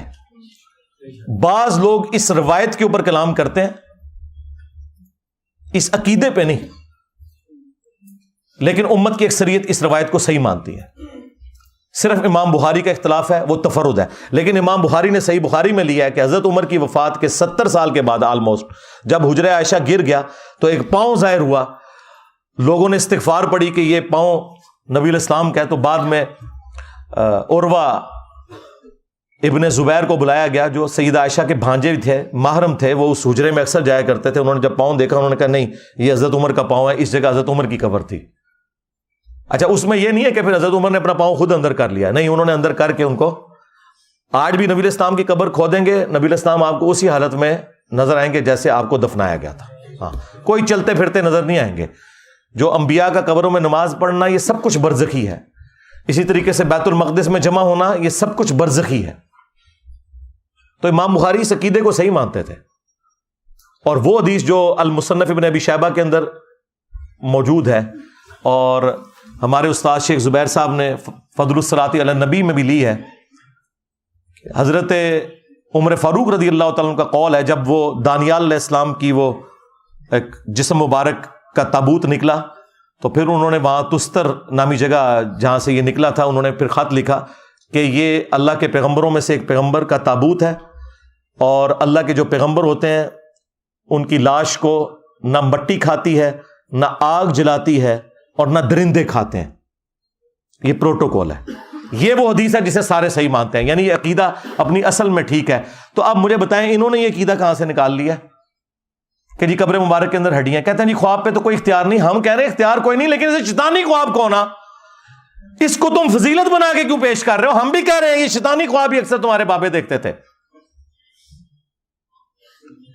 وہ نبی الاسلام کا جسم مبارک کیوں کہہ رہے ہو؟ یہاں میں تم سے اختلاف ہے. لو جی یہ میں نے 5 حوالے دیے, اور اس سے پہلے میں نے اسی پارٹی کے ایک اور بندے کو بھی دیے تھے, بریلوی پارٹی میں جو دوسری طرف ہے, جس طرح وہ رائٹسٹ ہوتے ہیں اور لیفٹ والے لوگ ہوتے ہیں نا, اس وقت بریلیوں میں بھی 2 پارٹیاں بن گئی ہیں نا. ایک کو لیڈ کر رہے ہیں مفتی اشرف آصف جلالی صاحب, ڈاکٹر اشرف آصف جلالی صاحب. انہیں بھی میں نے یہ کہا تھا, انہوں نے کہا تھا انجینئر جس چیز کے اوپر تجھے ہے نا اپنا مسئلہ وہ تو ویڈیو میں بیان کر, تو وہ میں نے بیان کیا ہوا ہے. آج تک کسی نے کوئی علمی جواب نہیں دیا. یہی 5 حوالے میں نے ان کو بھی دیے تھے پنجتن پاک کی نسبت سے, یہی 5 حوالے آج میں نے دوسری پارٹی کو بھی دیے ہیں, حنیف قریشی صاحب, کیونکہ مفتی حنیف قریشی کو یہ رافضی کہتے ہیں اور یہ ان کو ناسبی کہتے ہیں. اسی لیے وہ داتا دربار گئے تھے تو انہوں نے تقریر نہیں کرنے دی مفتی صاحب کو, بھاگنا پڑا وہاں سے. تو بریلویوں میں بھی اس وقت 2 بڑے دھڑے بنے ہوئے ہیں. تو اس کو تو میں نے پہلے دیا تھا, مفتی صاحب کو میں نے اب دے دیا, اور میں نے کوئی بے احترامی مفتی صاحب کی نہیں کی. امید ہے وہ ویڈیو میں آ کے جواب دیں گے اور ان ساری باتوں میں اپنی عوام کو سیٹسفائی کریں گے. ہمیں سیٹسفائی کرنے کی ضرورت نہیں, آپ اپنی پبلک کو خود جواب دیں. اور علمی پوائنٹ نمبر 7 جو آخری, جو ان کے پاس حربہ ہوتا ہے کہ جی انجینئر صاحب کو ہمارے ساتھ بٹھا دیں یا میرے پاس آ جائیں یا میں اکیڈمی آ جاتا ہوں. سرکار اس کی ضرورت ہی نہیں ہے. آپ اپنی کوئی نمائندہ شخصیت کی بات کریں.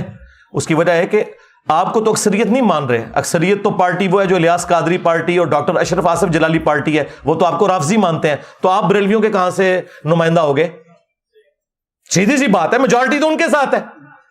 آپ کو کس نے نمائندہ شخصیت بنا دیا؟ اور ان کی بھی بات ہم کریں گے, وہ بھی نمائندہ شخصیت نہیں ہے ڈاکٹر اشرف جلالی, کیونکہ دوسری پارٹی ان کے خلاف ہے.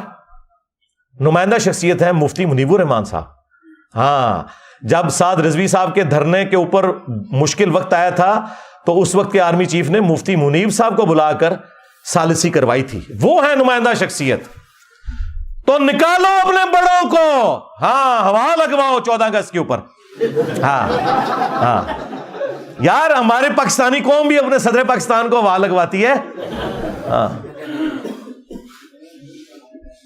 حالانکہ ڈیموکریٹک سسٹم میں صدر کے عہدے کی کوئی ضرورت ہی نہیں. یہ کروڑوں اربوں روپے کا نقصان پاکستانی نیشن کے اوپر انہوں نے تھوپا ہوا ہے. پرائم منسٹر ہے, بس صرف ایک اعزازی ہوتا ہے. تو اپنے بڑوں کو ہوا لگواؤ نا.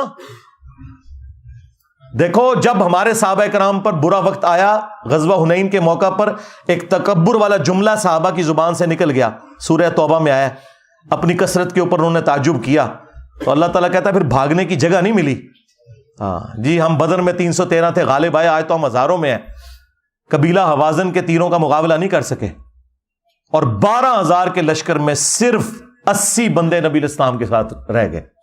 اور نبی الاسلام اپنے خچر پہ اکیلے آگے بڑھے 80 لوگوں کو ساتھ لے کر, اور آپ کی مہار آپ کے چچا زاد ابو سفیان بن حارث نے, یہ مامو جی کے والد نہیں ہے, یہ نبی الاسلام کے چچا زاد ہے, ابو سفیان بن حارث.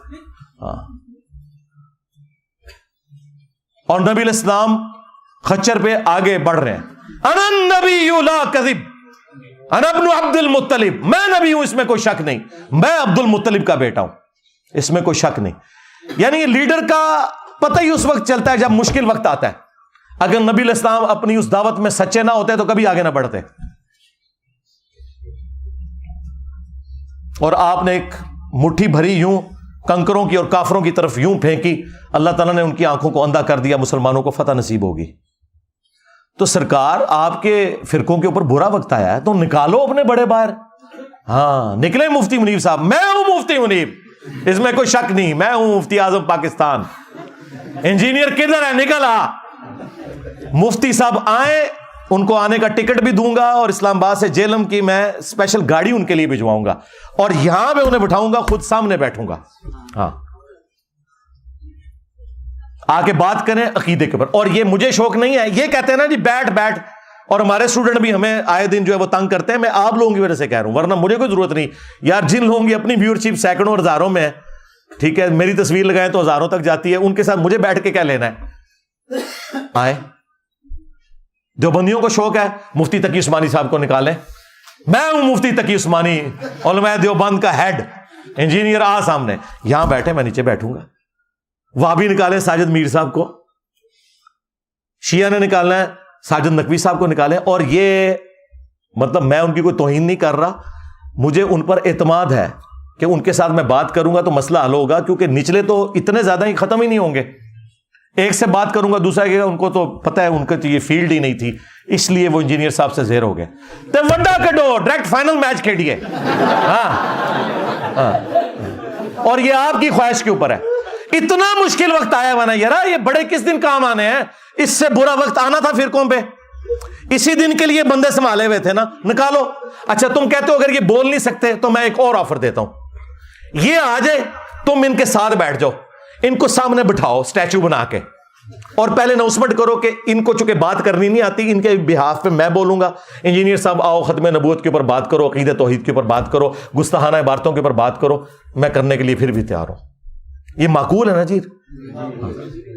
اس سے بھی آسان, اگر وہ بڑوں کو ہوا نہیں لگا سکتے, بڑوں سے ایک ویڈیو کلپ بنواؤ. بعض لوگ کہہ رہے ہیں انجینئر صاحب نے پہلے کہا تھا لکھوا کے لاؤ. سرکار میں نے پہلے دن سے کہا ہے ویڈیو لازمی بنوانی ہے, اور لکھی ہوئی تو ٹویٹس بھی ڈیلیٹ کر دیتے ہیں لوگ.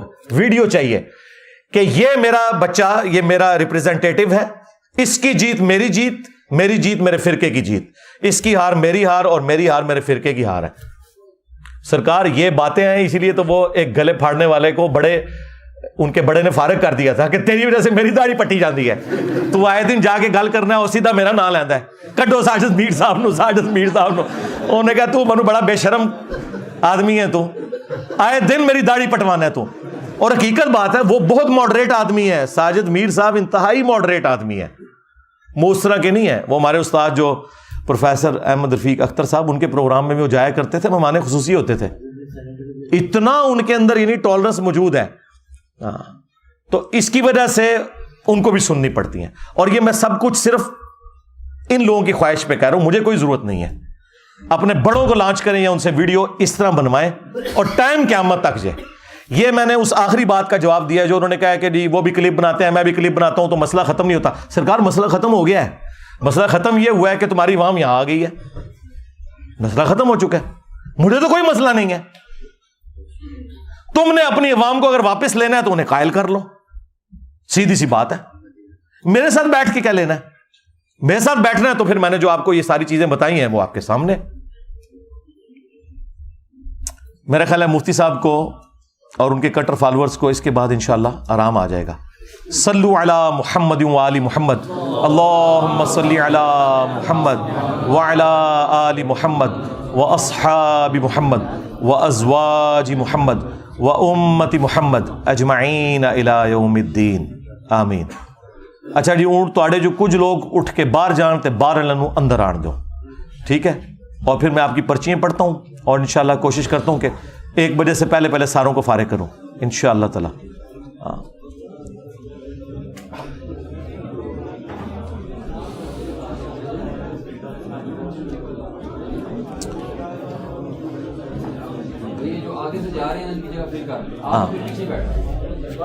ہاں ٹھیک ہے ٹھیک ہے. اور اٹھو نا, قربانی کرو نا, گلیں ہی کر دو خالی, قربانی کرو.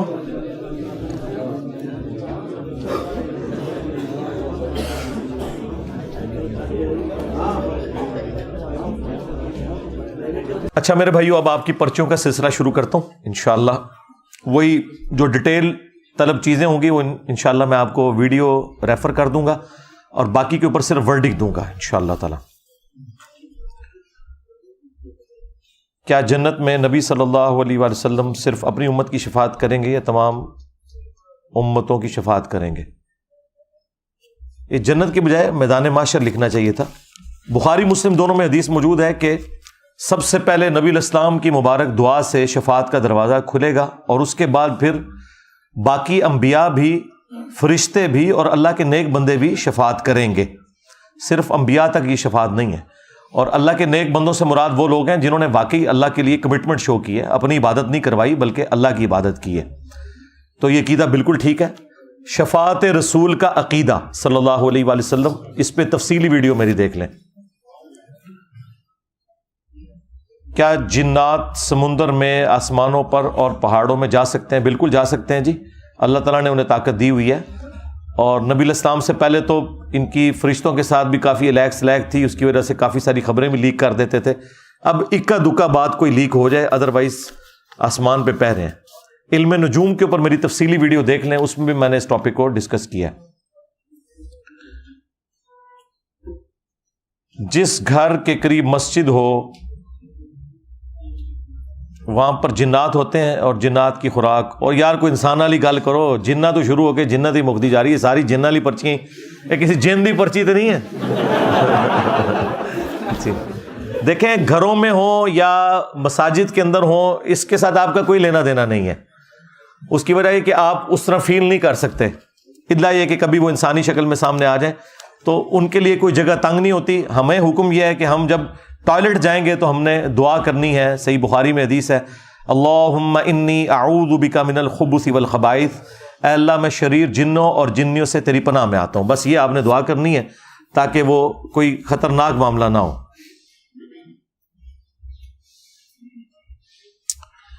کیا ہم جانوروں کا جیسے کتے بلی وغیرہ کا کاروبار کر سکتے ہیں؟ کتے اور بلی کا کاروبار کرنے سے نبی علیہ السلام نے خرید و فروخت کرنے سے منع فرمایا. ہاں, بغیر خرید و فروخت کے آپ کتا پالیں حفاظت کے لیے یا شکار کے لیے, وہ تو قرآن میں بھی اجازت ہے اس کی. اور بلی آپ ویسے پال سکتے ہیں، اس میں کوئی مسئلہ نہیں ہے، لیکن خرید و فروخت کرنا منع ہے. اور بلی کا تھوک بھی پاک ہے، صرف بلی کا، کتے کا تھوک نہ پاک ہے. میرے ماں باپ گھر والے نماز نہیں پڑھتے، مجھے ان کی آخرت کی بہت فکر ہے. یہ نماز پڑھے بغیر جنت میں جا سکتے ہیں؟ بھائی جو نماز پڑھ رہے ہیں انہیں بھی بڑی محنت کرنی پڑے گی جنت میں جانے کی، اور نماز نہ پڑھنے والے تو سیدھا سیدھا جہنم کا ایندھن ہے. قرآن میں واضح ہے کہ جہنمیوں سے جب پوچھا جائے گا کہ کس چیز نے تمہیں جہنم میں پہنچایا، تو وہ کہیں گے قالوا لم نک من المصلین، ہم دنیا میں نماز نہیں پڑھا کرتے تھے. نماز تو یعنی مسلمان ہی نہیں جو نماز نہ پڑھے. اس کے اوپر میری تفصیلی ویڈیوز ریکارڈ ہیں. باقی گھر والوں کو سب سے پہلے اللہ کا تعارف کروائیں جی. جب تک اللہ کا تعارف نہیں ہے کوئی شخص اللہ تعالیٰ کی شریعت کو، اس کے احکامات کو کبھی سیریس نہیں لے گا.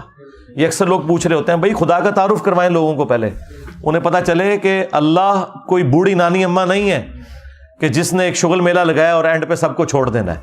وہ اپنے معاملات کے اندر بہت سخت ہے، سیدھی سی بات ہے.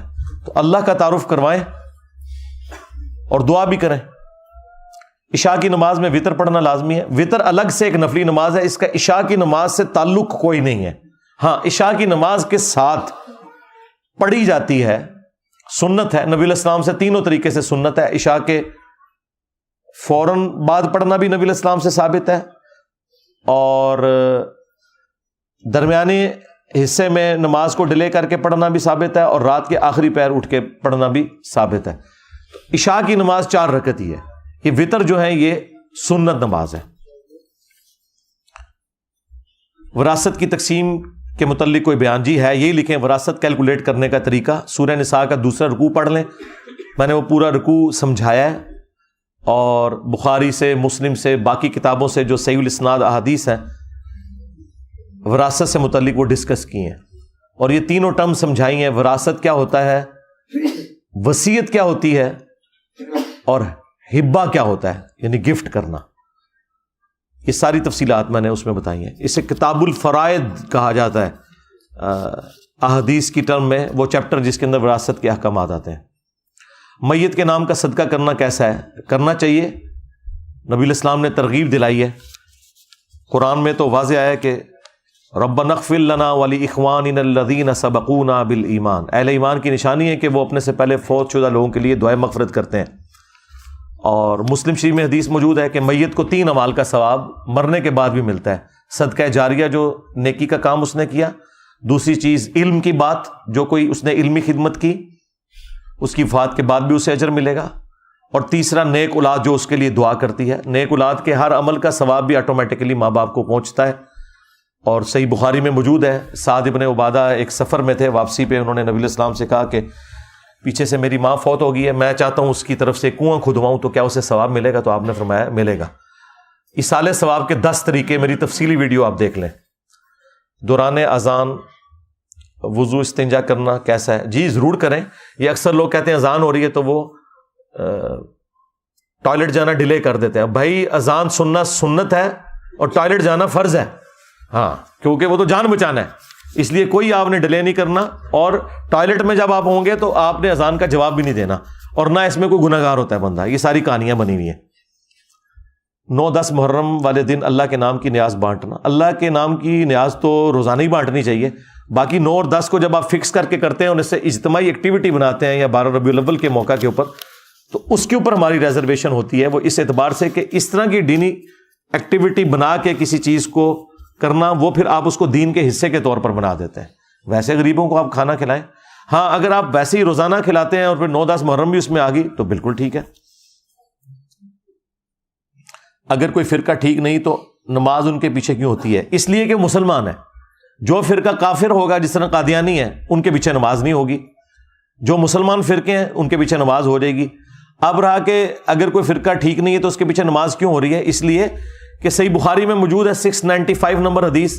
حضرت عثمان سے جب لوگوں نے پوچھا کہ مسجد کے اوپر باغی اور بدعتی لوگوں کا قبضہ ہے اور فتنوں کا امام ہمیں نماز پڑھاتا ہے، تو ہم نماز اس کے پیچھے پڑھ لیں جو آپ کو قتل کرنے کے لیے آئے ہوئے تھے.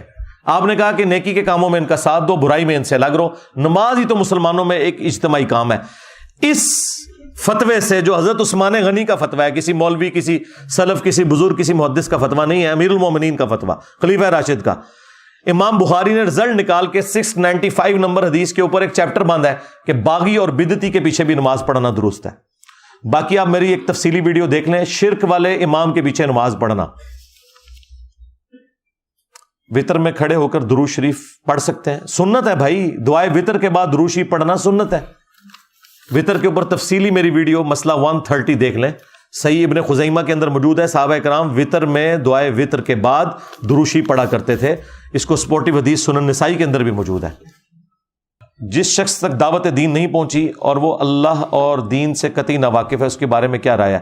آپ تو وہ نہیں ہے, لہذا آپ کو تو کوئی ٹینشن نہیں ہونی چاہیے اور آپ کا اس بندے سے کوئی لینا دینا نہیں ہے. ایسے لوگ اہل فطرت کہلاتے ہیں اور ان کے لیے بس اجمالاً یہ مان لینا کافی ہے کہ کائنات کسی نے بنائی ہے. باقی انبیاء کی دعوت نہیں پہنچی ہوئی تو باقی چیزیں ان کے اوپر کوئی ضروری نہیں ہے. اب آج کے اس ماڈرن دور میں بڑے تھوڑے لوگ ایسے ہوں گے. کیا جنات واقعی انسانی جسم میں داخل ہو سکتے ہیں, انسان پر قابو پا سکتے ہیں؟ دیکھیں قرآن میں تو اللہ تعالیٰ نے سورۃ البقرہ میں جو سود خور کا ذکر کیا ہے کہ اس کی حالت قیامت کے دن ایسے ہوگی جس طرح کسی کو جنات نے ٹچ کر کے مخبوط الحواس کر دیا ہو. تو قرآن سے تو اشارہ ملتا ہے کہ یہ حواس کے اوپر قابو پا لیتے ہیں, لیکن اس طرح نہیں ہے کہ اسٹیٹ بینک سے سارے نوٹ چوری ہو جائیں. ہاں, اس طرح نہیں ہو سکتا. اس اعتبار سے وہ بہت کمزور ہیں, ورنہ دنیا کا نظام نہیں چل سکتا تھا.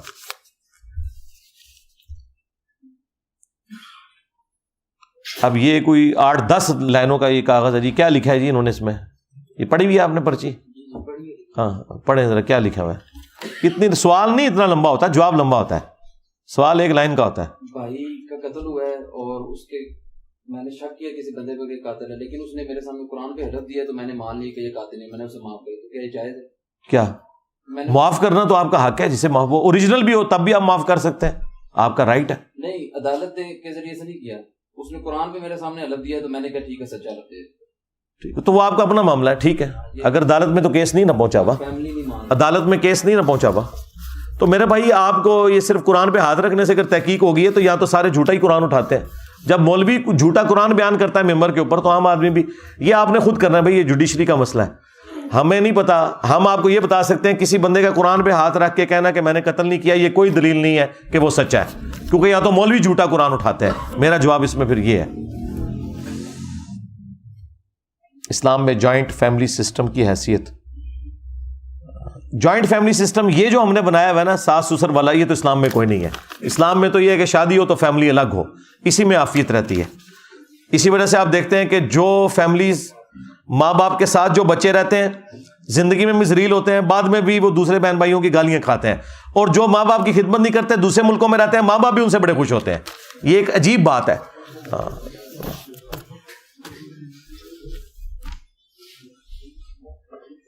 محرم کے مہینے میں اگر 9 محرم کا روزہ نہ رکھا جا سکے اور 10ویں محرم کا روزہ رکھنے کے بعد 11ویں کا رکھ سکتے ہیں, جی رکھنا ضروری ہے, بالکل صحیح لکھا ہوا ہے آپ نے, کیونکہ آپ نے مشابہت سے بچنا ہے.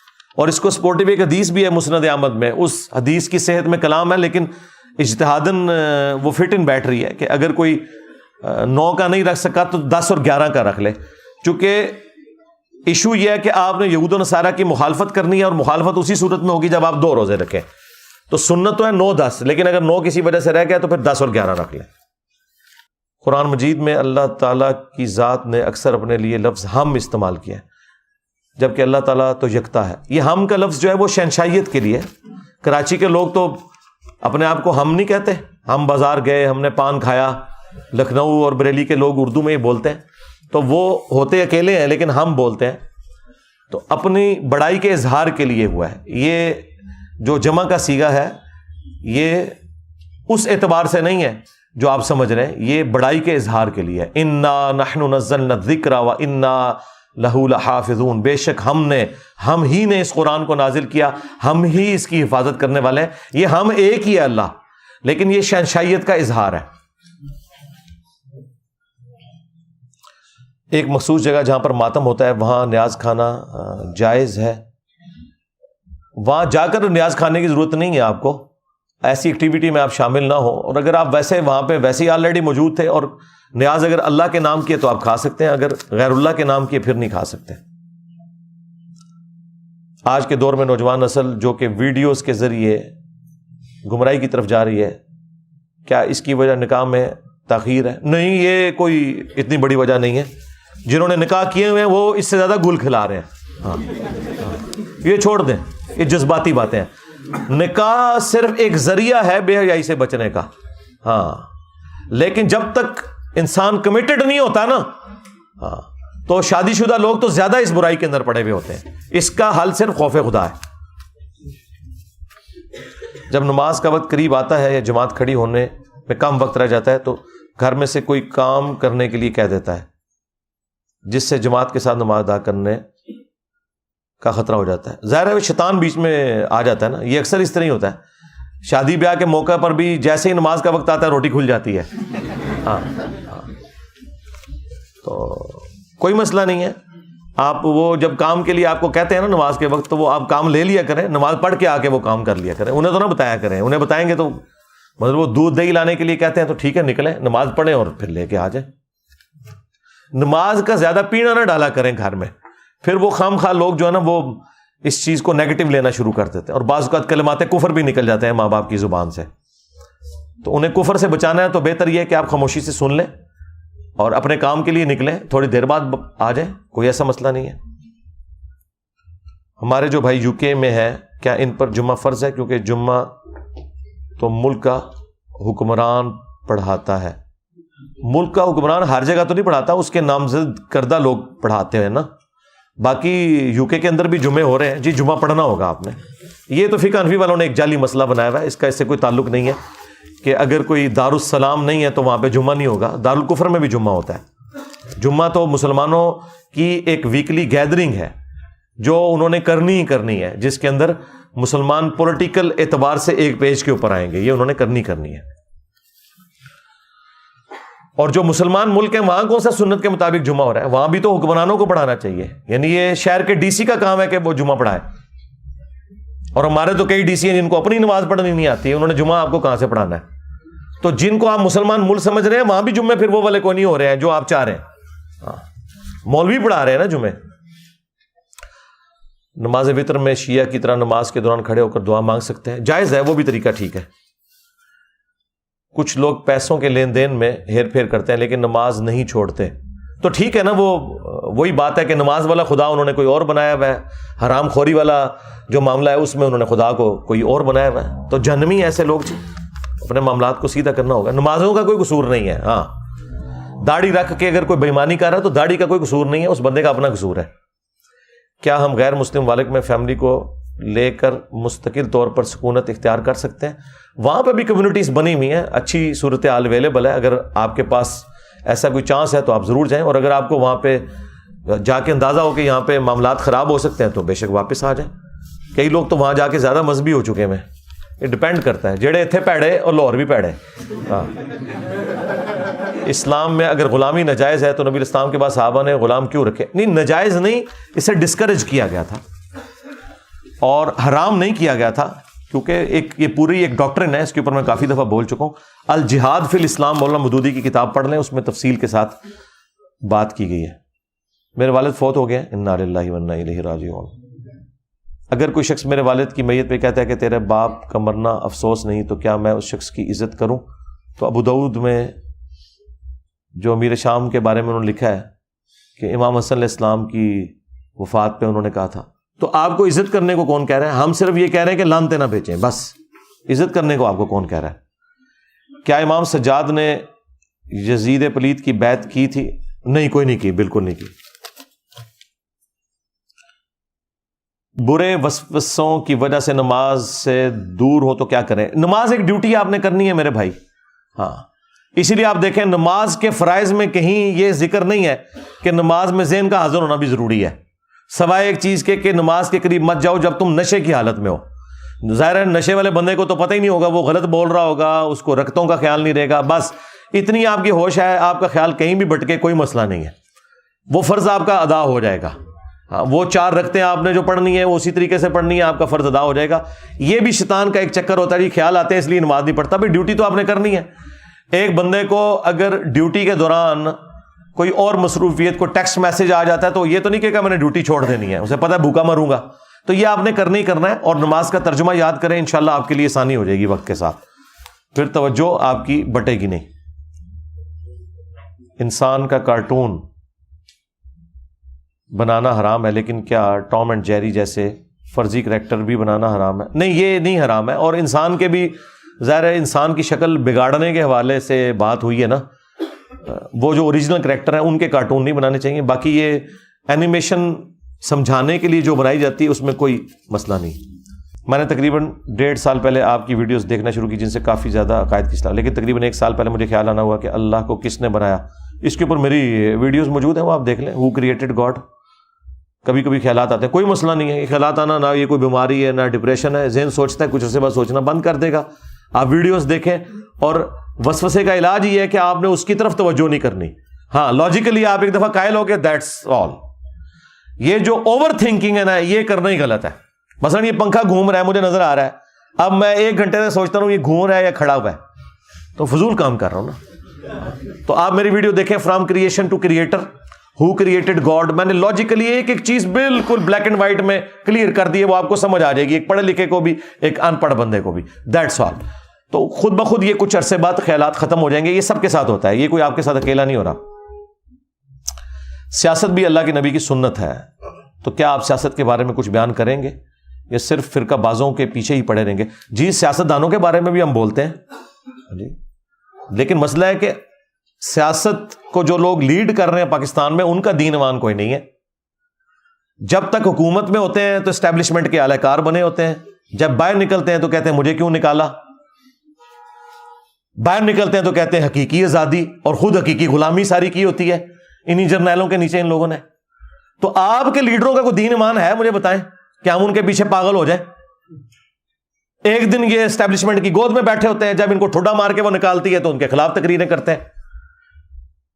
تو ہم تو پہلے دن سے کہہ رہے ہیں اسٹیبلشمنٹ کا کوئی کردار ہی نہیں ہونا چاہیے سیاست میں. اس وقت پی ٹی اے والے ہمیں کہتے ہیں کہ جی علی بھائی آپ کو نہیں پتا، اور تو پتا لگ گیا، ہاتھ لگے جائے میری بدواواں لگی ہیں. تو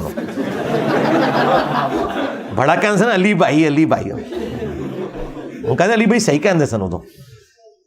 تو ہم پاکستانی سیاست جو جھوٹ، یو ٹرنس، بلیم، گندی لینگویج، لوگوں کی فیملیز کے بارے میں گندی باتیں کرنا، اس سے اللہ تعالیٰ ہمیں بچائے جی. یہ آپ کو مبارک ہو سیاست. کیا شہید کا ماتم کرنا جائز ہے؟ جیسا کہ حضرت یعقوب نے کیا. حضرت یعقوب نے تو کوئی ماتم نہیں کیا. وہ ایک شیعہ عالم نے کہا تھا کہ وہ ایسے ایسے ماتم کرتے تھے. میں نے کہا اور لکھا ہے قرآن میں لکھا ہوا ہے. میں قرآن دی اوڑی آیت منو دسو کتنے جتے وہ اینج کر کے ماتم کرتے سن. وہ کہتے تھے ہائے افسوس. ہاں تو اس طرح تو ہوگا. یہ آپ کہیں ماتم کا تو ذکر کہیں موجود نہیں. کوئی شخص ابھی نمازوں کی طرف راغب ہوا ہے تو اس کی چھوٹی ہوئی نمازوں کے بارے میں کیا شرعی حکم ہے؟ بس توبہ کافی ہے. آندہ سے اپنا معاملہ سیدھا کر لے، اور ساتھ ساتھ جو نمازیں قضا ہوں وہ کرتا جائے. جو پرانی ہو چکی وہ معاف ہے انشاءاللہ. اس پہ میری تفصیلی ویڈیو ہے، قضائے عمری کا طریقہ. کیا عورتوں کے لیے جمعے کی نماز ہے؟ جی سنت ہے، فرض نہیں ہے. اگر ہے تو کتنی رکھتے ہوں گی؟ وہی رکھتے ہیں جو باقیوں کے لیے. 2 فرض ہیں جو اصل ہے. باقی جمعے سے پہلے آپ 2 سنتیں بھی پڑھ سکتے ہیں، 4 بھی، 6 بھی، 100 بھی پڑھ سکتے ہیں. بخاری مسلم میں ہے جتنا اللہ توفیق دے. اور بعد میں صحیح مسلم میں ہے کہ 4 رکھتے ہیں. 2 کر کے بھی پڑھ سکتے ہیں، اکٹھی 4 بھی پڑھ سکتے ہیں. لیکن عورت کے اوپر اور غلام کے اوپر اور بچے کے اوپر اور مریض کے اوپر، ان 4 لوگوں کے اوپر صحیح مسلم میں، ابو داؤد میں آیا کہ ان کے اوپر جمعے کی نماز فرض نہیں ہے. پڑھ لیں تو بہت اچھی بات ہے، فرض نہیں ہے. علی بھائی میں نے سنا ہے کہ 70,000 دفعہ لا الہ الا اللہ پڑھ لو، کسی کو صالح ثواب کر دو، یعنی کہ TCS کروا دو. اس میں کتنی سچائی ہے؟ یہ طارق جمیل صاحب نے یہ صوفیاء کی باتیں بیان کی ہیں، اس میں کوئی سچائی نہیں ہے. آپ ان لوگوں کو پڑھ پڑھ کے قرآن صالح ثواب کر رہے ہیں جنہوں نے پوری زندگی توفیق نہیں ہوئی کہ قرآن خود کھول کے پڑھیں. اب اللہ تعالیٰ سے آپ دھونس سے بخشوانا چاہتے ہیں ایسے لوگوں کو؟ بس دعا کریں اللہ کی مرضی قبول کرے نہ کرے. باقی یہ بخشنا کوئی نہیں ہوتا، صرف آپ نے دعائے مغفرت کرنی ہوتی ہے، یہ صدقہ اور خیرات کرنا ہوتا ہے. نوکری یا یونیورسٹی میں نامحرم سے کس حد تک گھل مل سکتے ہیں؟ بالکل نہیں گھل مل سکتے جی. کس حد تک کیا یہ؟ بس جتنی آپ کی ضرورت والا معاملہ وہ بھی نگاہیں جھکا کے بس، اور اس میں علیحدگی نہیں ہوگی. ہاں وہ جامع ترمذی میں سنن نسائی الکبریٰ میں ہے کہ جہاں 2 اجنبی مرد و عورت ہوتے ہیں وہاں پہ تیسرا شیطان ہوتا ہے. فارمسٹ کا لائسنس بیچنا حلال ہے. یہ تو گورنمنٹ کے نزدیک بھی جرم ہے اور بیچنا بھی حرام ہے, بالکل غلط ہے. اس طرح انجینئرنگ کی فیلڈ والے لوگ بھی اپنی ڈگریاں اس طرح بیچتے ہیں, وہ غلط ہے. شوق سے بازو پر کڑا پہننا جائز ہے, کسی دربار کا نہیں اور نہ ہی کوئی منت ہے. تو پھر آپ نے کیوں پہنا ہوا ہے بھائی؟ گھڑی باندھیں جس کا کوئی فائدہ بھی ہو, کڑے وغیرہ نہیں. یہ عورتوں کے ساتھ مشابہت ہو جاتی ہے نا, یہ زیور پہننا عورتوں کی نشانی ہے, تو اس وجہ سے بھی منع ہے. کربلا میں لانتیوں نے سب کو شہید کر دیا, مولا علی اصغر کو بھی, تو امام سجاد کو کیوں شہید نہیں کیا؟ امام سجاد چونکہ خیمے میں تھے, بیمار تھے, وہ میدان جنگ میں نہیں آئے, اور اس کی وجہ سے اللہ تعالیٰ نے بس چونکہ بنو ہاشم کی نسل کو آگے چلانا تھا تو اللہ تعالیٰ نے انہیں محفوظ رکھا, یہ وجہ بنی تھی. کوئی رحم ان کے دل میں آ گیا. جب ختم نبوت ہو چکی ہے اور آسمان و زمین کا رشتہ منقطع ہو گیا تو صحابی رسول عمران بن حسین کو فرشتے سلام کرتے تھے. کیا یہ چیز مسئلہ امامت کو ثابت نہیں کرتی؟ دیکھیں, سلام کے ذریعے آپ مسئلہ امامت اور وہی ثابت کر رہے ہیں. سلام میں سال لکھا ہوا ہے کہ وہ اللہ سے مسئلہ پوچھ کے بتاتے تھے, بس جتنا ثابت ہے بس اتنا ہی ثابت ہے. اس میں تو آسمان اور زمین کا تو رشتہ منقطع ہے. فرشتے تو آج بھی دنیا میں اترتے ہیں شب قدر کے اندر, ٹھیک ہے. فرشتے ہمارے ساتھ ہوتے ہیں. صحیح بخاری میں حدیث ہے کہ جو آیت الکرسی پڑھ کے سوتا ہے صبح تک ایک فرشتہ حفاظت پہ مامور ہو جاتا ہے. تو سلام کا سننا, یہ عمران بن حسین ایک صحابی کی کرامت تھی, مسلم شریف میں آیا, تو سلام سنتے تھے نا. کوئی مسئلے تو نہیں تھے پوچھتے فرشتوں سے, یا فرشتے ان کے کوئی مشکل کشا تو نہیں ہوتے تھے, یا اللہ سے کوئی خبر تو نہیں لا کے دیتے تھے. جائیں گورے کی عدالت میں ہمارا مقدمہ لے جائیں. شکر ہے گوروں کو اردو نہیں آتی اور آپ کو انگریزی نہیں آتی, آپ کا مذاق اڑائیں, کس قسم کی باتیں کرتے ہیں. اس سے مراد یعنی یہ پرچی لکھنے والے کو نہیں میں ڈانٹ رہا, یہ ذہن میں رکھیے گا. کل کو کوئی کہ جی منو ڈانٹ دیتا, نہیں مجھے تو پتہ ہی نہیں آپ کون ہے. جب مجھے پتہ ہی نہیں آپ کون ہے پرچی لکھنے والا, تو میں نے اسے کیا ڈانٹا؟ بیسیکلی میں نے ان تھاٹس کو ننگا کیا. عذاب قبر آخرت میں ہونے والا ہے, حساب و کتاب کے لیے کفارہ. مثلا ایک بندہ اگر 1200 سال تک عذاب قبر دیکھ چکا ہے, اس کے لیے آخرت میں کوئی آسانی ہوگی؟ یہ 1200 سال 12,000 سال یہ اللہ کی گنتی ہے. اللہ چاہے تو کسی شخص کو ایک دن قبر میں رکھ کے 12,000 سال تک اس کے اوپر وقت طاری کر دے, تو at the end of the day اللہ تعالیٰ سب کو برابر کرے گا. یہ آپ نے کیلکولیشن نہیں کرنی. نبی علیہ السلام ایک رات میں شب معراج میں کتنا کچھ دیکھ کر آئے ہیں. کئی مہینوں سالوں کے اوپر محیط ہے وہ سفر. تو اللہ تعالیٰ چاہے تو کسی پہ وہ کیفیت طاری کر سکتا ہے. لہٰذا اللہ تعالیٰ نے سب کو برابر رکھنا ہے. یہ نہیں ہے کہ جو بندہ 10,000 سال پہلے فوت ہوا ہے تو وہ قبر میں 10,000 سال گزار رہا ہے, اور اگر 8 سے 1,000 سال بعد قیامت آتی ہے تو یہ لوگ کم گزاریں گے. ان کا اگر عذاب اس نوعیت کا ہے تو اللہ تعالیٰ ان کے اوپر وہی کیفیت طاری کر دے گا. یہ آپ کی کوئی اس معاملے میں لینا دینا نہیں ہے, برزخ کے معاملات ہیں. کیا یہ سچ ہے کہ نبی علیہ السلام نے جماعت کروائی؟ پہلی صف میں صحابہ تھے اور دوسری میں عورتیں تھیں. جی بالکل, عورتیں جو ہیں وہ دوسری نہیں تیسری میں ہوں گی. دوسری میں تو بچے ہوں گے, عورتوں کی صف جو ہے وہ آخر والی ہوگی. بالکل ہے. میں نے فیس بک پیج بنایا ہے جس پر میمز اور سیاسی ویڈیو شیئر کرتا ہوں. کیا اس میں سیاسی خواتین اور خواتین نیوز اینکر نے جو پہلے ہی پبلک میں عام ہے ان کی ویڈیوز شیئر کی جا سکتی ہیں؟ بالکل, آپ نے شیئر کرنی ہے, ضرور کریں. بس چہرے کے اوپر وہ فینٹ کر دیا کریں. لوگوں کو آپ اپنے پلیٹ فارم سے کیوں نامحرم عورتیں دکھا رہے ہیں؟ معراج کا واقعہ روحانی تھا یا جسمانی تھا؟ جی روحانی پلس جسمانی تھا. ہاں, اس کے اوپر میری تفصیلی ویڈیو ریکارڈ موجود ہے. معراج کا واقعہ آپ لکھیں تو میں نے قرآن سے ثابت کیا ہے کہ یہ جسمانی پلس روحانی ایکسپیرینس تھا. ہاں, خالی روحانی ایکسپیرینس ہوتا تو کافروں کو کوئی اعتراض نہ ہوتا اور نہ اس کو معجزہ بنا کے پیش کیا جاتا. خواب میں تو آپ بھی کئی دفعہ اڑ لیتے ہیں. ہاں,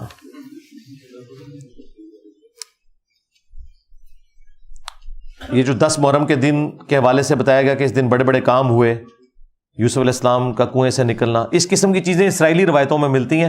بخاری مسلم میں صرف ایک ہی ذکر ہے کہ فرعونی ڈبوئے گئے تھے اور موسیٰ علیہ السلام کو نجات ملی تھی. اور دوسرا واقعہ اگر کوئی ہے تو یہ واقعہ کربلا ہے. ہو سکتا ہے اگلے زمانوں میں بھی 10 محرم کے دن ایسے واقعات ہوئے ہوں. روایتیں تو موجود ہیں اس طرح کی. شیعہ کی کتابوں کے حوالے سے کسی چیز کو غلط یا صحیح لیا جا سکتا ہے؟ بالکل, آپ کی مرضی, آپ ضرور لیں. ہمارے نزدیک تو 90% چیزیں کامن ہیں. باقی جو عقائد کی آپ بات کرتے ہیں اس کے لیے آپ نے نہ شیعہ کی کتاب دیکھنی ہے نہ سنیوں کی. عقائد کے لیے آپ نے قرآن پاک دیکھنا ہے. جی سیدھی سی بات ہے. محرم الحرام میں سروس بند، راستے بند، ڈبل سواری پر پابندی، کیا یہ جائز ہے؟ بالکل غلط ہے، ظلم کر رہے ہیں. یہ کوئی طریقہ نہیں ہے سیکیورٹی کو مینیج کرنے کا کہ آپ لوگوں کو تکلیف میں ڈالیں. میں نہ ربیع الاول کے موقع پہ ایسا ہونا چاہیے، نہ محرم کے موقع کے اوپر. غلط کر رہے ہیں. اگر اللہ کی محبت میں جان دے سکتے ہیں تو کیا لے بھی سکتے ہیں؟ جی لے سکتے ہیں جان میدان جنگ کے اندر، اور جوڈیشری کے تھرو قاتل سے بدلہ لے سکتے ہیں، لیکن خود نہیں قانون ہاتھ میں لے سکتے. انسان کی اولاد نہیں ہے، جب وہ فوت ہو جائے تو اسے کن رشتہ داروں کے نیک اعمال کا ثواب ملے گا؟ مومنین کی جو عام دعائیں ہیں سب کا حصہ تو ملے گا نا انہیں، آپ بے فکر رہیں. اور اگر آپ کو واقعی اپنی زندگی میں اتنی ٹینشن ہے تو آپ اپنے لیے خود اچھے اعمال کریں. میرے چچا کو میرے نیک اعمال کا ثواب ملے گا؟ چچا کو آپ کے نیک اعمال کا ثواب تو نہیں ملے گا، لیکن آپ ان کے لیے دعائیں مغفرت کریں، وہ اس سے بھی بڑی چیز ہے جو قرآن میں حکم بھی ہے. اصالہ ثواب کے 10 طریقے میری ویڈیو دیکھ لیں. عقیقہ کب اور کیسے کرنا چاہیے؟ 7ویں دن ہوگا، جس دن بچہ پیدا ہوا ہے اس کے 7ویں دن، یعنی بچہ جمعے کو پیدا ہوا ہے تو پھر جمعرات کو عقیقہ ہوگا. بچہ بدھ کو پیدا ہوا ہے تو اگلی منگل کو ہوگا، کیونکہ اگر بدھ کو کریں گے تو وہ پھر 8 دن بن جاتے ہیں. جمعہ 8 دن سنے ہیں نا. 7واں دن ہونا چاہیے. اور یہ بھی اس صورت میں جب مغرب سے پہلے بچہ پیدا ہو. اگر مغرب کے بعد پیدا ہوا ہے تو وہ اگلے دن میں شمار ہوگا. اگر کوئی بچہ منڈے والے دن مغرب کے بعد پیدا ہوا تو وہ منڈے کو نہیں پیدا ہوا، وہ منگل والے دن پیدا ہوا ہے، تو لہٰذا اس کا پھر جو عقیقہ ہے وہ 7ویں دن سوموار والے دن ہوگا. لڑکے کی طرف سے 2 بکرے، لڑکی کی طرف سے 1. یہ آیا ہے صحیح بخاری میں، ابو داؤد میں، ترمذی میں. اپنے لیے قبرستان میں اپنی قبر کی جگہ پہلے ہی مختص کر لینا جائز ہے؟ ہاں، اگر آپ کا اپنا ذاتی قبرستان ہے ضرور کریں، اور اگر پبلک قبرستان ہے پھر تو آپ مالک نہیں ہیں اس جگہ کے کہ آپ وہاں پہ قبضہ کر کے بیٹھ جائیں. وہ اس لیے نہیں دیا گیا، وہ تو پہلے آئیے اور پہلے پائیے ہے. ہاں، یہ نہیں ہے کہ آپ نے بکنگ کروا لینی ہے، کیونکہ وہ غریب آدمی کا کیا قصور ہے کہ آپ قبضہ کر کے بیٹھ جائیں اور وہ مرا ہوا ہے اور وہ باہر اس کی لاش انتظار کر رہی ہے. تو آپ کو زیادہ شوق ہے تو پہلے آئیے اور پہلے پائیے. ہاں، اگر آپ کا ذاتی قبرستان ہے، آپ نے اپنی زمین وقف کی ہوئی ہے، تو آپ اپنی مرضی کریں، جس طرح مرضی کریں. قبروں پر پھول چڑھانا، یہ آپ یوٹیوب پہ لکھیں، تفصیلی ویڈیو کھل جائے گی. یہ بالکل بدعت ہے. قبروں کے اندر عہد نامہ رکھنا، اس طرح کے سارے معاملات کرنا. قبر پہ زیادہ سے زیادہ ایک ٹہنی لگائی جا سکتی جو بخاری مسلم میں آئے، بس اس سے زیادہ کچھ نہیں ہے. نیکی کا کام صلہ رحمی وغیرہ پر دل آمادہ نہ ہو پھر بھی زبردستی بندہ صلہ رحمی کرے تو ایسا کرنا کیا نیکی میں شامل ہوگا؟ ڈبل ثواب ہوگا بھائی. ہاں، بخاری میں حدیث ہے، جسے قرآن پڑھنے میں لکنت ہے اور اسے تکلیف کاٹنی پڑتی ہے، وہ جب قرآن پڑھتا ہے اسے ڈبل ثواب ہوتا ہے. تو دل آمادہ نہ ہو، نیکی تو آپ کے حضور لکھی جائے گی. بھائی جیب ڈیلی کرنے کے اوپر کب دل آمادہ ہوتا ہے؟ ہاں، یہ کوئی آسان کام نہیں ہے. یہ پیسہ جو انسان کو فتنے میں مبتلا کر دیتا ہے. سر پر قرآن رکھ کر شادی کے موقع پر رخصت کیا جا سکتا ہے؟ ایسی کوئی حرکت نہیں کرنی چاہیے. قرآن ترجمے والا ساتھ دے کے رخصت کریں. زندگی میں تو آپ کے پاس تو اس نے نہیں پڑھا، وہاں جا کے کہاں سے پڑھے گی؟ بس ایک آخری کوشش کر کے دیکھ لیں. اہل سنت میں ناسبیت کی اصل وجہ کیا ہے؟ اصل وجہ یعنی مین کتابوں سے دور ہونا ہے. اور میری جو پچھلے ہفتے ویڈیو ریکارڈ ہوئی ہے وہ آپ دیکھ لیں. فرقہ واریت کی وجہ سے جب آپ کو مین کتابوں سے دور کر دیا جائے اور بابوں کی تعلیمات دی جائیں، مرنے سے پہلے مسلمان کر لے اس پہ غور، کتابوں کا خدا اور ہے، بابوں کا خدا اور، کتابوں کا دین اور ہے، بابوں کا دین اور. یہ اسی معنوں میں ہم کہتے ہیں نا کہ وہ ہے مسلمان ہیں سارے، اللہ رسول کے ماننے والے ہیں، دین کے ماننے والے ہیں، لیکن تعلیمات بابوں کی دے رہے ہیں. یہ وجہ ہے. غیر مسلم اگر قرآن کے سچا ہونے کی دلیل مانگیں تو کیا دیں؟ یہ آپ نے دینے بھی نہیں ہے. نہ قرآن کے سچے ہونے کی دلیل دینا آپ کی ذمہ داری ہے. آپ کی ذمہ داری اللہ کا تعارف کروانا ہے. جب خدا کا تعارف ہو جائے گا نا پھر اگلی چیزیں ہوں گی، اور وہ کروانا ان لوگوں کی ذمہ داری ہے جن کی کمپیٹنسی ہے. آپ بس مسلمانوں تک کام کریں. اور اگر یہ کام آپ نے سیکھنا ہے تو اس کے لیے پراپر ایک علم ہے جس کو آپ نے سیکھنا ہے. یہ نہیں ہے کہ ہر بندے کی یہ رسپانسبلٹی ہے کہ یہ کرنا شروع کر دے گا. فرام کریشن ٹو کریٹر میری ویڈیو دیکھ لیں. کیا قضا نماز پڑھنا ثابت ہے؟ قضا نماز پڑھنا ضروری ہے. جو ساتھ ساتھ قضا ہو رہی ہیں وہ بخاری مسلم میں آیا کہ آپ نے وہ ساتھ ساتھ پڑھنی ہے. بخاری مسلم میں حدیث ہے، کوئی شخص بھول جائے یا سویا رہ جائے، جیسے ہی اسے یاد آئے یا وہ جاگے تو وہ اپنی نماز پڑھ لے. اس کے لیے نماز کا وہی وقت ہے، تو وہ ساتھ ساتھ آپ نے پڑھنی ہے. ہاں جی، اب پیچھے جو لوگ بیٹھے ہیں نا ذرا یہ اب باہر تشریف لے جائیں، اور باہر جو لوگ ہیں نا ان کو اندر لے کے آنا ہے۔ عثمان بھائی کتنے ہو؟ ڈیوٹی کرو۔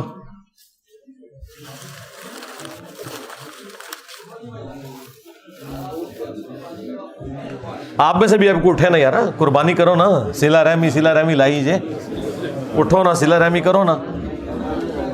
ہاں تھوڑی لتاں شتاں سیدھیاں کرو، سموسے شموسے مل جان گے تمہیں، بائی پھر بلا لاں گا۔ ہاں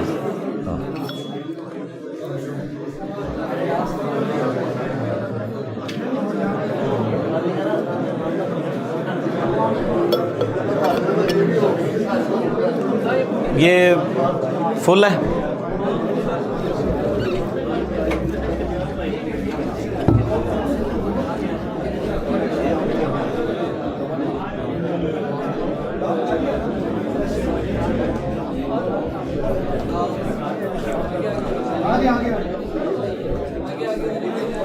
پیچھے سے آگے نہ بلائیں، جو آگے بیٹھے ہوئے ان کو آگے کریں نا، پیچھے والے تو پیچھے پیچھے ان کی جگہ بنائے نا۔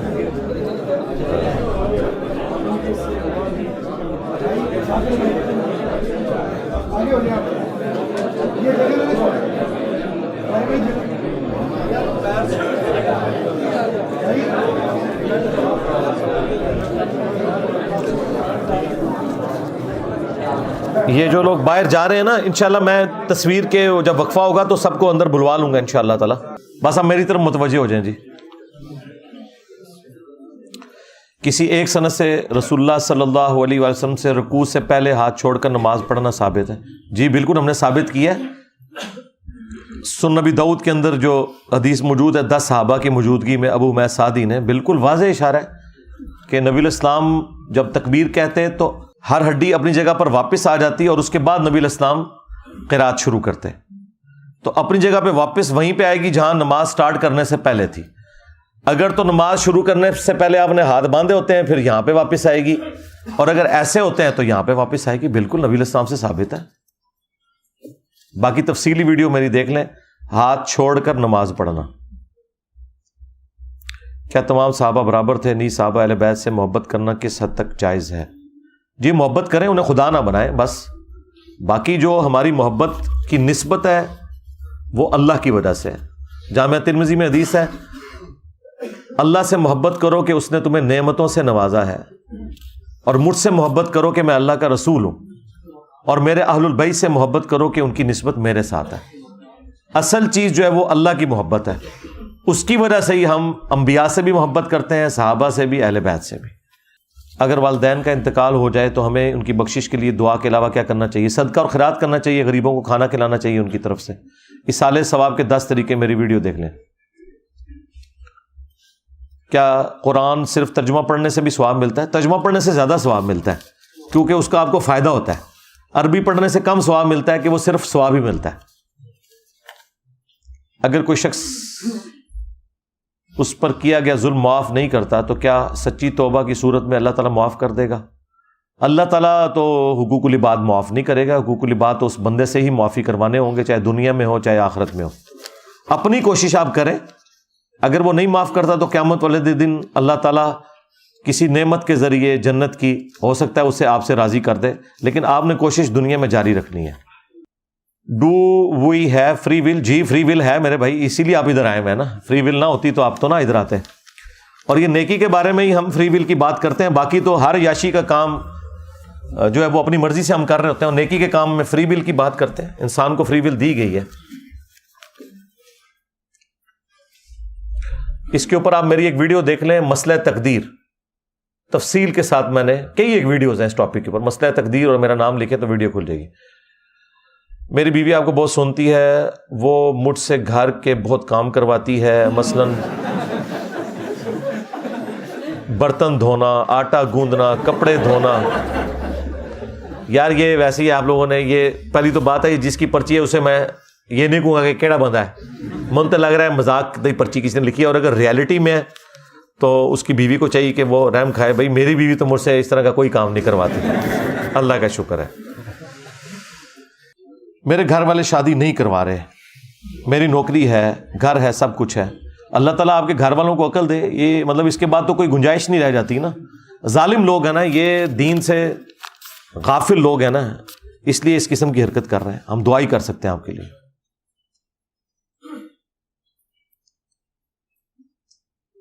شادی کرنے جا رہا ہوں 2 ماہ میں. اچھا جی. پڑھ رہا ہوں، کماتا کچھ نہیں ہوں. دیکھو بالکل 180 ڈگری سے والا آگے دیکھو.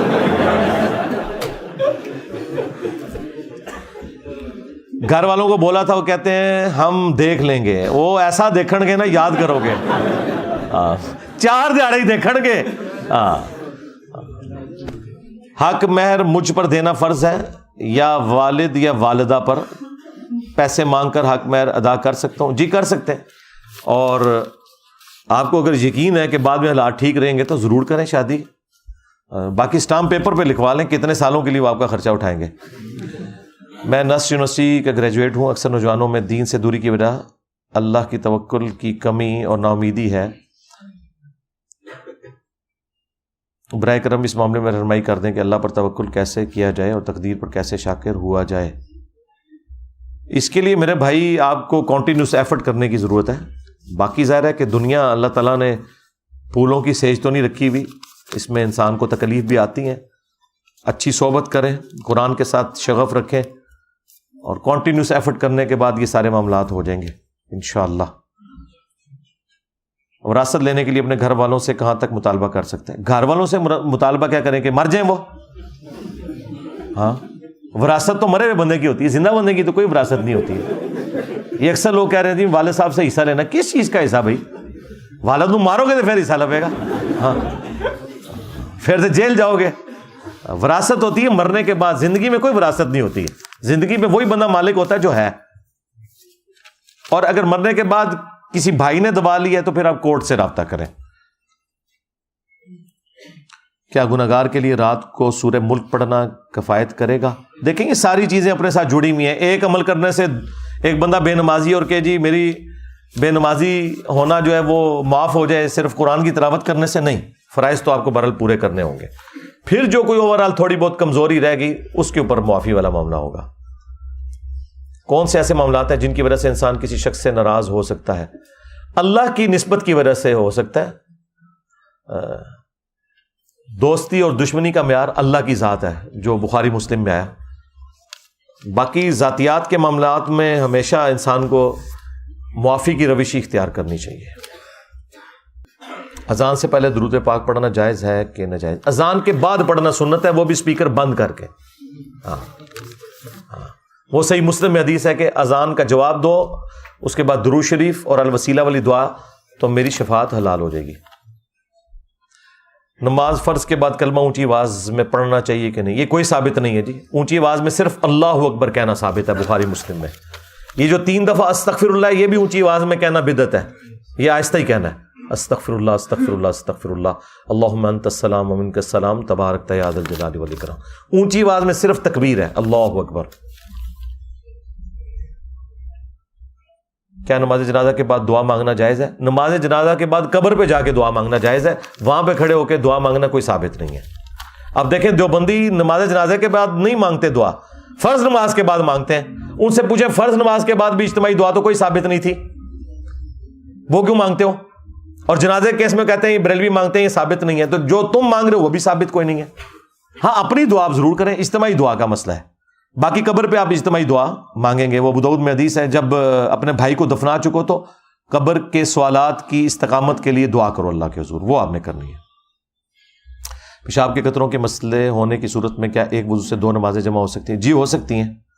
اس پہ آپ میری تفصیلی ویڈیو دیکھ لیں. یہ قطروں کی بیماری جس کو کانٹینیوس ہے، ویسے کسی کو اگر استنجا کا طریقہ نہیں آتا اور اس کے قطرے نکلتے ہیں تو وہ اپنا طریقہ درست کرے. استنجا کا طریقہ یوٹیوب پہ میری ویڈیو دیکھ لیں.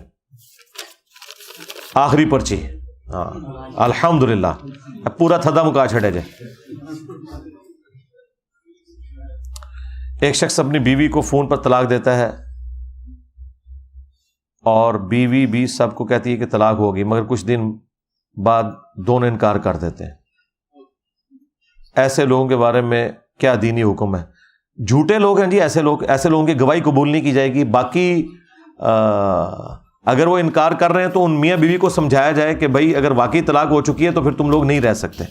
اور اگر وہ کہہ رہے ہیں کہ نہیں ہم نے صرف مذاق کیا تھا، ایسی کوئی بات ہوئی نہیں تھی تو انہیں بتائیں کہ بھئی یہ نکاح اور طلاق تو مذاق تو نہیں ہے، یہ تو مذاق میں بھی ہو جاتے ہیں.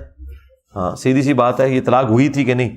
اور اگر صرف غلط بیانی کے طور پر ہے تو انہیں توبہ کروائیں تو پھر ٹھیک ہے، میاں بیوی بن کے رہیں. لیکن اگر انہوں نے یہ بعض اوقات مرد مکر جاتے ہیں بعد میں، انہیں جب پتہ چلتا ہے نا، تو عورت کو تو پتہ ہے کہ طلاق ہوئی بھی ہے، تو ایسی عورت کو خلا لے کے علیحدہ ہو جانا چاہیے. اور یہ میں بات کر رہا ہوں جب 3 طلاق ہوئی ہیں. اگر 1 یا 2 ہیں تو آپ نئے حق مہر اور نئے نکاح کے ساتھ رجوع کر سکتے ہیں.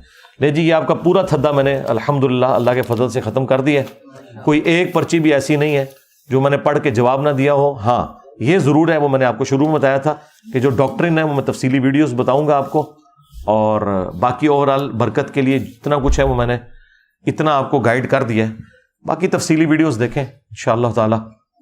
اللہم انی اسألک بانک انت اللہ لا الہ الا انت الاحد الصمد الذی لم یلد ولم یولد ولم یکن لہ کفوا احد وإلہکم الہ واحد لا الہ الا هو الرحمن الرحیم الف لام میم اللہ لا الہ الا هو الحی القیوم اللہم صلی علی محمد وعلی آل محمد اللہم ربنا آتنا فی الدنیا حسنہ وفی الآخرۃ حسنۃ وقینا عذاب النار ربنا آتنا من لدنک رحمۃ وہیئ لنا من امرنا رشدا اللہم احسن عاقبتنا فی الامور کلہا واجرنا من خزی الدنیا وعذاب الآخرہ اللہم اغفر لحینا ومیتنا وشاہدنا وغائبنا وصغیرنا وکبیرنا وذکرنا وانثانا اللہم من احییتہ منا فاحیہ علی الاسلام ومن توفیتہ منا فتوفہ علی الایمان. اے اللہ، جن جن بھلائیوں کا سوال تیرے محبوب صلی اللہ علیہ وآلہ وسلم نے تجھ سے کیا، ہمارے حق میں، ہمارے ماں باپ کے حق میں، ہمارے بیوی بچوں کے حق میں، پوری امت کے حق میں قبول و منظور فرما. جن جن چیزوں کے شر سے تیرے محبوب صلی اللہ علیہ وآلہ وسلم نے تیری پناہ طلب کی، تمام مسلمانوں کو ان چیزوں کے شر سے اپنی پناہ عطا فرما. اے اللہ، ہماری، ہمارے ماں باپ کی، ہمارے بیوی بچوں کی، پوری امت کی تمام دینی، دنیاوی، جسمانی، روحانی، ظاہری، باطنی پریشانیاں، تکلیف، مصیبتیں، دکھ، درد، بیماریاں، دشواریاں دور فرما. بالخصوص کشمیر، انڈیا، فلسطین، چائنا، عراق، شام، افغانستان، یمن اور پاکستان میں جہاں کہیں مسلمان تکلیف میں، اے اللہ غیب سے ان کی عزت، آبرو، جان و مال کی حفاظت فرما. اے اللہ ہمارے ملک پاکستان کی خیر فرما، پورے عالم اسلام کی خیر فرما، اندرونی اور بیرونی خطرات سے محفوظ فرما. سبحان ربک رب العزت عما یصفون وسلام علی المرسلین والحمد للہ رب العالمین وصلی اللہ علی النبی الکریم وعلی آلہ واصحابہ اجمعین الی یوم الدین. آمین.